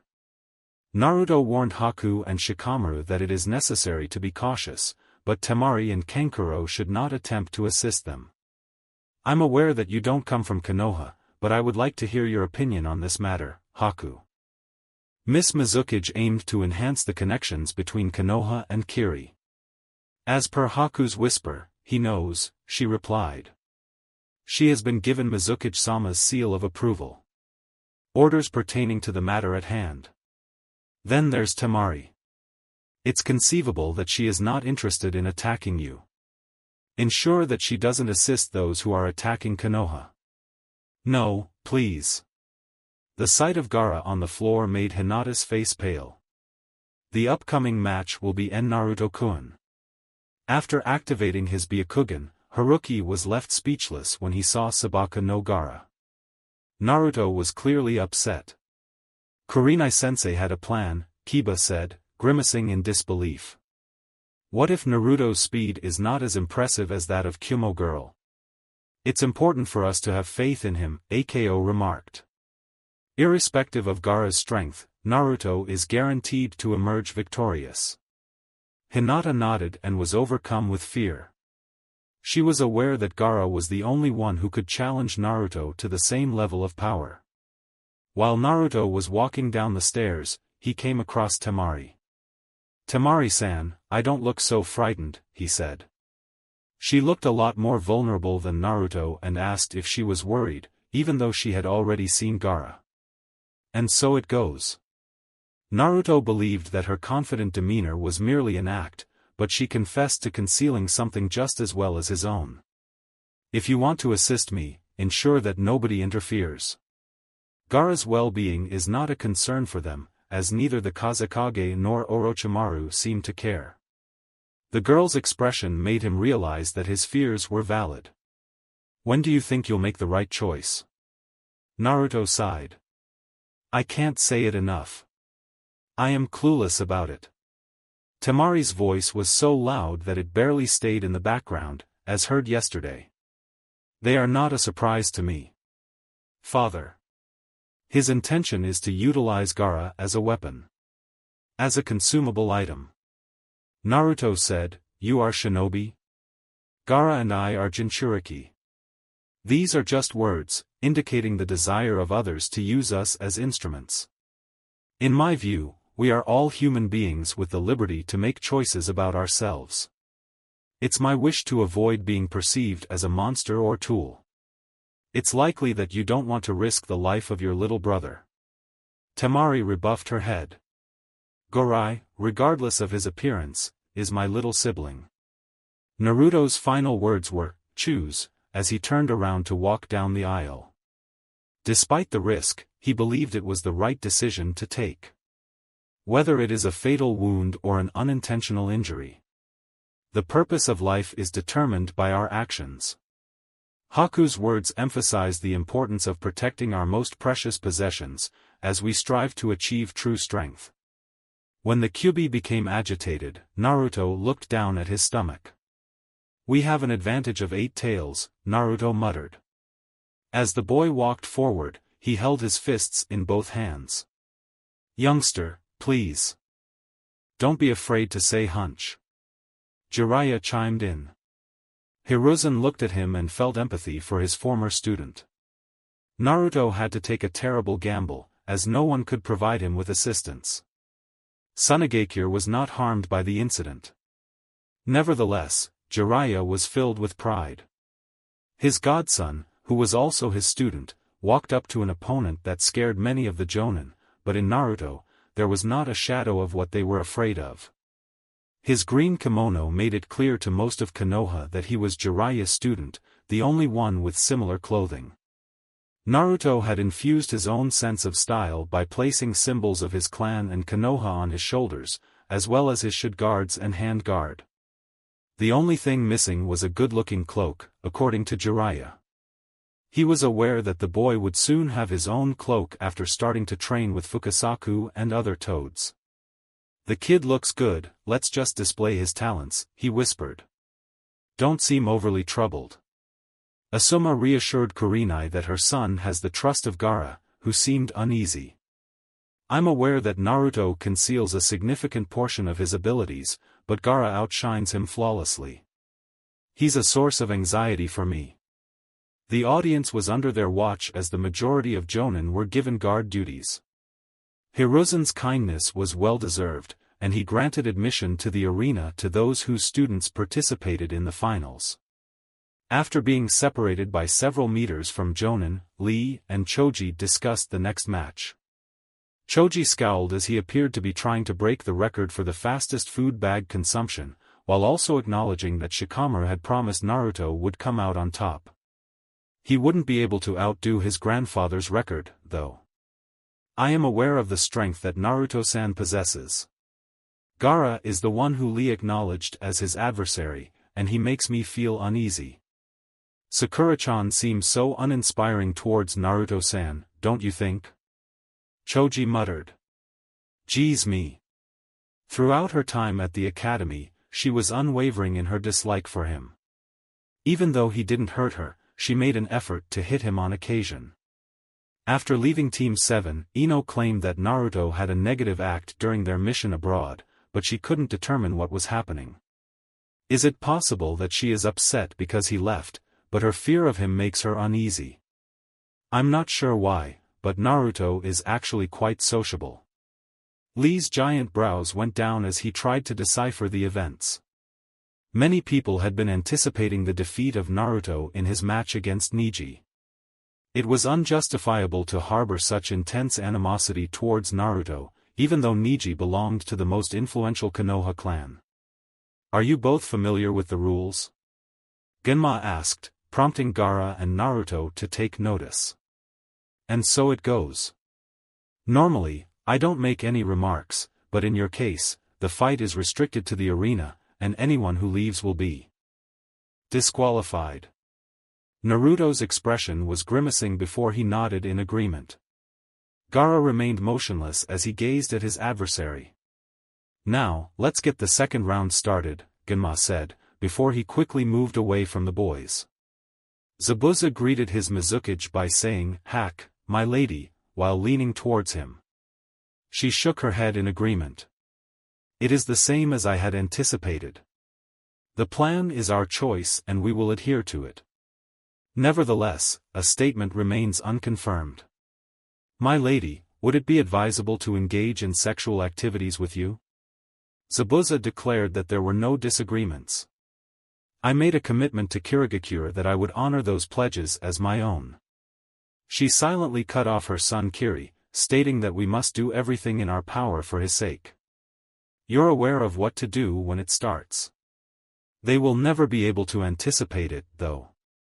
Zabuza nodded and then backed away once more. He was left to wonder if he had made the right decision upon returning to Kirigakure after days like these. Kankuro muttered, "Temari. Do you see the expression on Gaara's face? He's losing it. What is the definition of father?" Kazekage-sama issued the following command, Temari remarked with a sigh. "We can only observe and not do anything. That's what we should be doing." Temari asked, "What did you do with that blonde brat?" with a look that made her brother cry with fear. "Do you believe that your loyalty is to Suna or your family? You want to kill our little brother for the village. Don't you trust your father?" "Gaara?" You know what I think about him. She sighed and nodded in agreement. Say what you will about it, I don't care.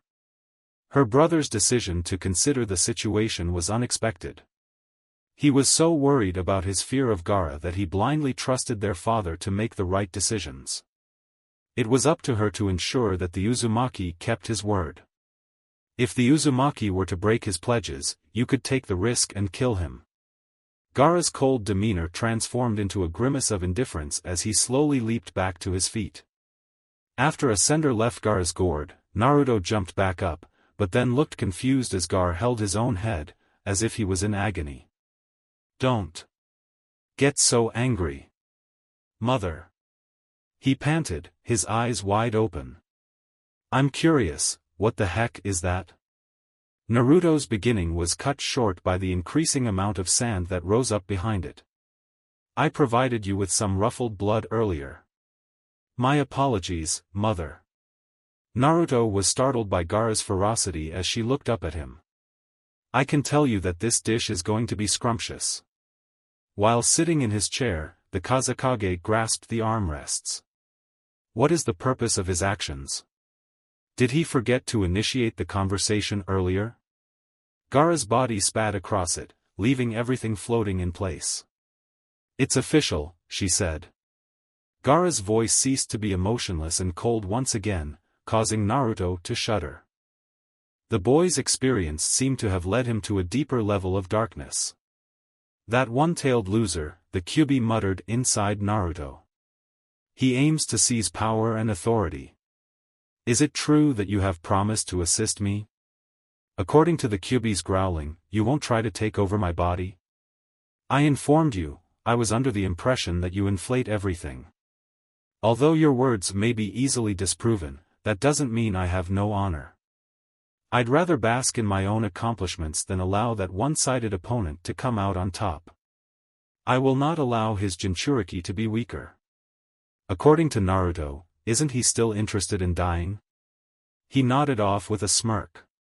That also applies to that.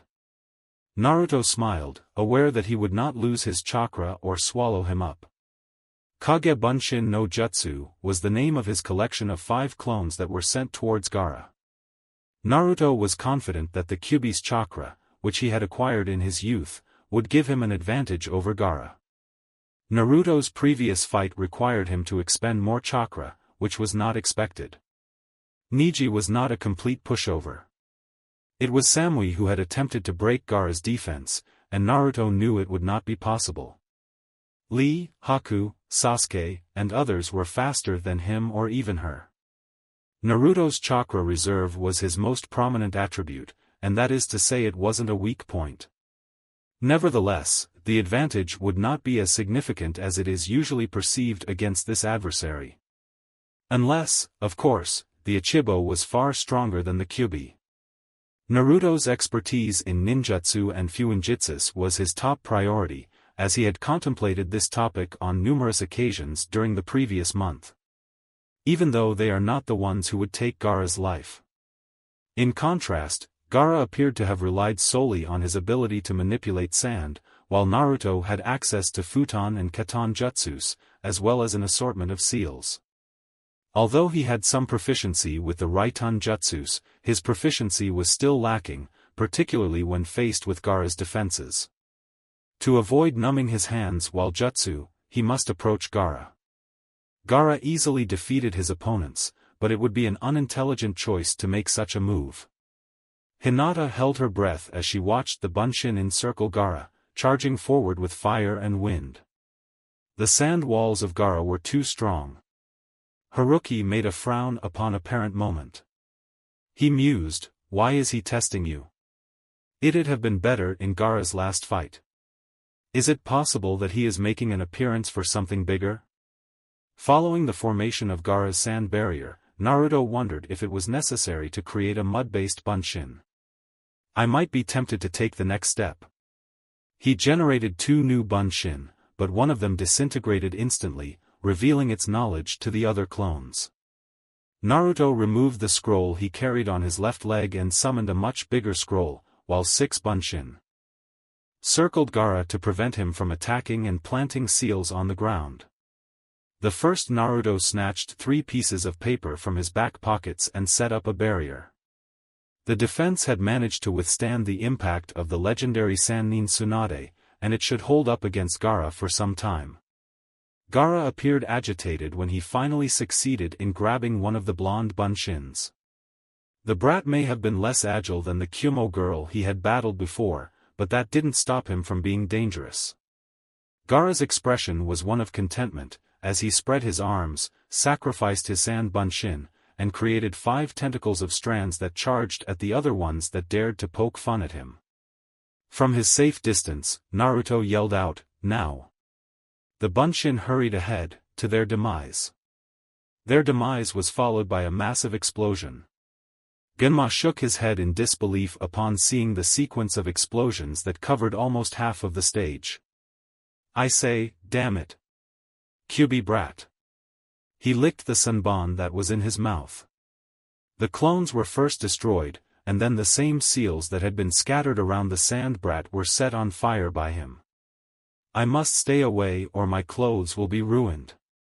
And so Naruto was not surprised that Gaara survived after 12 of the infernal seals detonated around him. The explosion seemed to have destroyed the outer layer of defense and caused several cracks in the sand layer that Gaara had worn over as armor. When Naruto saw Gaara's annoyance, he couldn't help but give him a smirk. According to him, there was a feeling that one. Good. "Say sorry, mother," Gaara screamed with an exuberant elation, and Naruto's barrier was destroyed by a massive boulder. "I wonder if he thought I didn't anticipate something like this?" Naruto asked, gesturing to Gaara's barrier with his hand. Naruto ordered the burning of the sand that surrounded him, saying, "Immolation seal, release," while keeping the barrier intact. "That's it," Naruto said with a dismayed look at Gaara. "Mr. 1, I had a greater expectation of you than me. The gap between us may be due to the absence of tails," as Gaara growled and the shifting sands formed a sphere around him. "Excellent. He has turned into a massive egg." Naruto's expression was one of a frown. Naruto was disturbed by the determined gaze of Gaara, which was positioned just before being hidden behind the sand. The Kyubi yelled, "You can't do this without worrying." He resigned himself to begin his transformation. "I'm curious, what happened?" "I saw the change." The fox was impatient and sighed as he realized that, it's not the same for every Jinchuriki. "Get that seal of yours, and I'll give you the chakra to buy time. Furthermore, if you can break that cocoon, you will disrupt the transformation, leaving him defenseless." As usual, Kyubi extended his thanks, saying, "Thank you, man. I'm not counting on you to show me appreciation, sorry. If you want to show your appreciation, just beat Shikaku. Better yet, release me from confinement." As he felt the demon's chakra enter his body, Naruto smiled and began to feel him. "You're aware that I can't do that without committing suicide, you know what? Both of us were trapped by the fourth." The moment Haku heard Kankuro using foul language caught his attention, causing him to frown. He observed Shikamaru. "It seems like it's not going as planned," Haku stated, beaming with a smile. Naruto created 4 new Kage Bunshin, with each one serving as a backup for the jutsu he chose to keep, and allowing him to face the cocoon of sand independently. The cocoon's eye caught the attention of a grinning and waved indifferently. The Naruto exclaimed, "Kazakiri no Jutsu," and frowned when the attack had little impact. "Alright, so there it goes. We can make use of the extra chakras." Naruto calmly declared, "Renkuden is the word of futon," and channeled more of his chakra and the Kyubi's chakra into the jutsu. The cocoon was struck by 3 massive air rounds, with 2 bullets causing scratches and the third rebounding while inflicting severe damage on the wall behind them. Savvy words, but not much else. Naruto shrugged and remained slightly annoyed. Now what? Gokakyu no Jutsu is the Japanese equivalent of Kane, according to the game's release. The cocoon was not damaged by the fireball, but Naruto did not intend to use it for this purpose. Instead, he used it to disable Gaara's artificial eye and cause her blindness. Naruto tossed 2 kunai, some of which were tags, into the cocoon that enclosed Gaara. While spotting the weight seals attached to the kunai, Naruto grimaced and said, "Okay, that's okay." "Yes, mother, of course." "Yes," he replied. "I will cut off his head and then open it for you to chew on." The speaker asked, "What's going on?" "Tons of blood will be ejected from the body."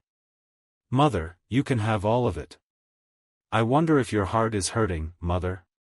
"Mother, I'll do my best to save him, but you can't play with me. My character is always up to the mark, and I'll follow yours." "Mother, he is attempting to cause me harm." "Kayaha, please, we are prepared, my beloved mother." "It's already too late." Naruto muttered as the weight seals caused the cocoon to break.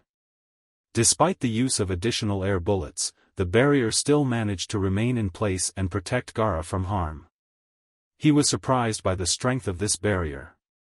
Gaara chuckled involuntarily, his right arm and face becoming covered in black lines as he continued to laugh with his eyes closed. The Kyuubi yelled, "You're too late," with frustration. "Now, set fire to him by burning his boot." "Nahi," Naruto replied with a smirk of his head, "no. I have not yet accomplished, I must make an effort." As Gaara's laughter faded, his right arm grew into a terrifying claw made of sand, and his laughter turned into an agonizing expression of pain. Black lines and sand were present on the right half of his face, leading to Naruto's fear when Gaara opened his eyes. "Come on in," Gaara growled, his voice not being his own. "I want to feel it. Beat me." This is what Naruto looks like when he sees a Jinchuriki. Naruki felt fear in his first encounter with this character. Gaara stooped to his feet and then fell onto the ground with his claw. He employed the demonic power to propel his thrust towards Naruto. While evading, Naruto used the Kawarimi no Jutsu and sacrificed a clone while shouting, "Finally, not. Preparations have been made, at least." He looked and nodded at the other Bunshin, telling them to get rid of it. It would be pointless to divide his chakra among numerous copies when facing an adversary of the same strength, a principle that Jiraiya had memorized in his mind during Naruto's early days. "Uzumaki Naruto, are you afraid of me?" Gaara screamed, making it clear to Naruki that his demon had taken him over. "You're afraid of me?" Naruto sighed and began laughing. Genma sprinted, aware that this would be unmanageable. Naruto asked, "Are you afraid?" Naruto asked, "Why do you want to do that?" "I didn't know who I was," when the crimson chakra appeared around him. Naruto was joking in an increasingly inhumane tone, feeling the Kyuubi's influence and hoping that the demon would not betray him, as he was threatened by a miserable one-tailed idiot. "I can't believe that I feel so scared," he exclaimed, his eyes wide open. It was not worth considering if the Kyuubi betrayed him, as Naruto would have been defeated in battle using his own strength. "You will!" Gaara shouted, as his gourd disintegrated and the sand covered his legs, creating a horrifying tail. The ground shook with excitement when both partially transformed Jinchuriki clashed. In an attempt to keep him in his seat, Jiraiya grabbed Hiruzen's shoulder. As per the rules, the game was still ongoing. The terms of the Chunin exams would be breached if intervention was attempted. Despite their awareness of the battle, it was still tough to remain on the sidelines during this time. No one had ever seen such a battle before in any of the previous Chunin exams. The human-human conflict had come to an end. The conflict between Jinchuriki was a military confrontation. Orochimaru muttered that his servants had not yet finished their tasks. He was aware that full transformation would be inevitable once Gaara reached this stage. However, they were not prepared to do so. He expressed his regret for not opening his employer's throat and taking charge of the surgery himself. Had he not been capable of steering the Ichibi, it would have been great pleasure. He had the opportunity to locate a pleasant new addition to his village, which was the secret sound. It's possible that he could have a fitting body, equipped with the appropriate training, for his use. Uchiha Sasuke, I have always harbored a longing for your eyes. Gaara was heavier and their hits more potent than Naruto's, who had a faster speed. The Tsunagakure Jinchuriki's transformation was ongoing, and it resulted in his legs no longer being human. I'm boosting the supply, the Kyuubi declared. Your initial tail will be molded by it. It is expected that this will be enough to bring him down. Quickly move him towards the center of your seal, as Naruto said calmly. Yes, please, he added with a grumbling voice. Except when their lives were at stake, the Kyuubi had never been a significant source of support. The current level of cooperation was oddly enjoyable. What's the reason behind your reluctance? Gaara exclaimed, laughing. The ground cracked and shaken as more and more of the crimson chakra rose from a frozen Naruto world. Should I kill those friends? Naruto asked. What? You're not alone in your sentiment. Have a good time? Intimidates. Naruto's anger caused the chakra to explode. The eyes of Gaara appeared to be lit by the crimson hue. After being completely covered by the Kyuubi's chakra, Naruto had one tail in his back and charged towards Gaara. The crimson claws that gripped Gaara's throat were unreachable despite their efforts to remove the sand-like shapes. Naruto asked, why would you feel the need to threaten my friends? Gaara's roar and crushing of the sand at Naruto failed to impress the latter, who felt nothing. Naruto asked, why do you think Hinata should be threatened? Did the Ichibi really fear the Kyuubi and then throw Gaara in the mud like a rag doll? Another unremarkable creature. He quipped. The last vestiges of Gaara's hysteria were now shrouded in fear, as the furious Jinchuriki approached. Genma looked at the Kages, but the Kazekage did not say anything, preventing the Hokage being too close to end the match. Nevertheless, Genma is not inclined to jump at the chance of getting into this fight. This is a complete outburst, bro. This is insane. I never thought these scuffs would make it this far. The Sand Shirrier was unable to penetrate the thick layer of chakra that surrounds Naruto's heart. Gaara is the name given to her. This is the final opportunity you have. With a nonchalant tone, Naruto warned him to either reverse the creature's influence or fall, which would have scared off most of his adversaries. Naruto's response to the Sand Demon attack was a fireball. Naruto had failed to recognize the influence of the Kyuubi. Naruto was aware that he needed to relax, but his unrestricted fury made it simpler to access the Kyuubi's vast chakra. The fireball's intensity surpassed that of the original flame. Extremely strong. The fireball tipped Gaara's shell of sand and caused him to fall into the ground. Stop this, Naruto said, his teeth gnawing as he tried to control his temper. The words, now that's worth it.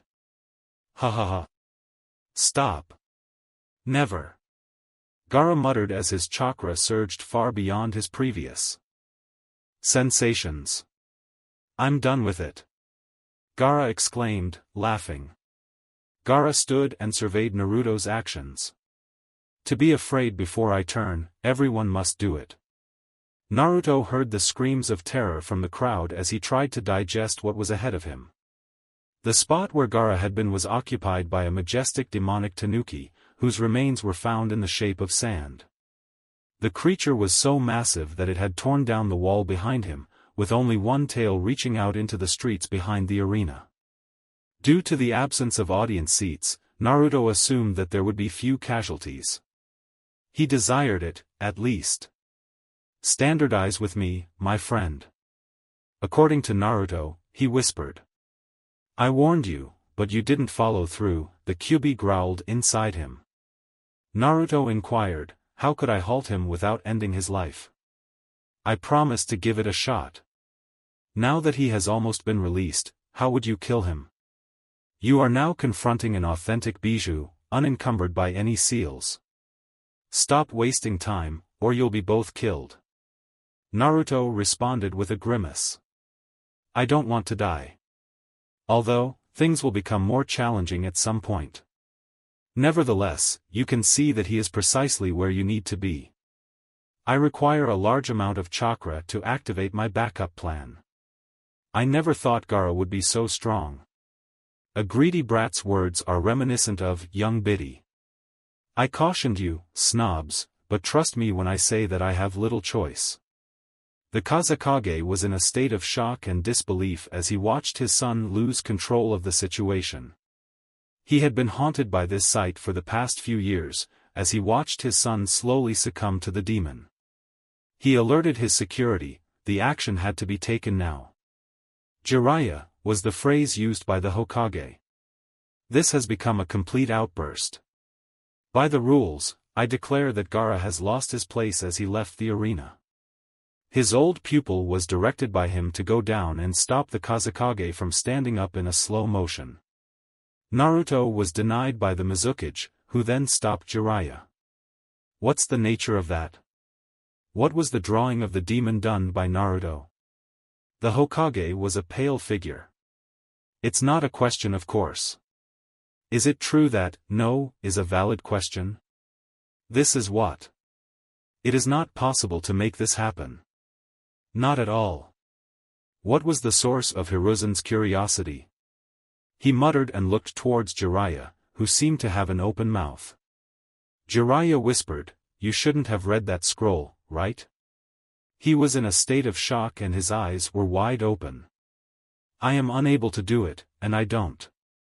Mito-sama had no interest in learning that jutsu. The Kazekage asked, "What's up with him?" Not recognizing the terrified look on his face behind him. Naruto had no other option but to set fire to the seal since it was already formed by his bunshin earlier. It was imperative that he act swiftly to prevent the Ichibi, which was now present in the heart of Konoha, from creating chaos. The Kyuubi's cloak was made to have 3 tails, and Naruto utilized it to release a seal he had never used before. Fuinjutsu, Enetsun Jigaku nearly caught his attention, as the flames burst into a pillar of deep red flamen and I was left to watch. Let's hope that the fire of hell will consume this demon. Naruto's new summoning of the flames of hell proved too much for even Shikaku, the one-armed Bijou. The noise emanating from the crowd, the deteriorating wall, and everything else. The flames that howled and screamed from the top of the pillar disappeared as soon as it rose up, changing from red to white. With the Kyuubi, Naruto was able to keep the jutsus in place for just a minute without any assistance. Where would he be? The Tanuki screamed and desperately tried to escape, but its strands of ice simply shone into nothing as the heat set in.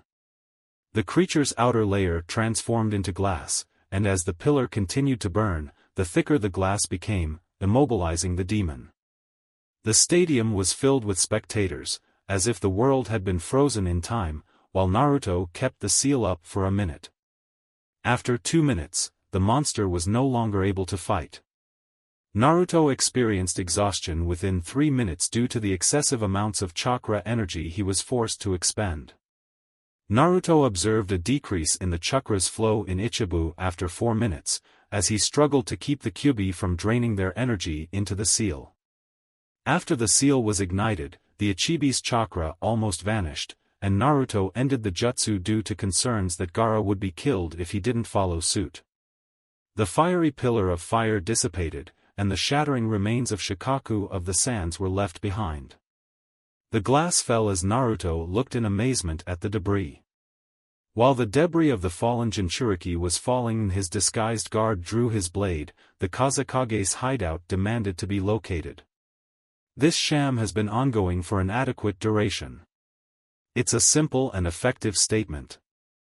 Thanks for watching. If you enjoyed this video, smash that like button and subscribe for more content. Support the original author by clicking their profile link in the pinned comment of the first video of this series. They deserve the love. Want early access and exclusive content? Join my Patreon community, link below. Your support fuels these videos. Drop a comment with your thoughts, and I'll catch you in the next video. Stay entertained, stay safe.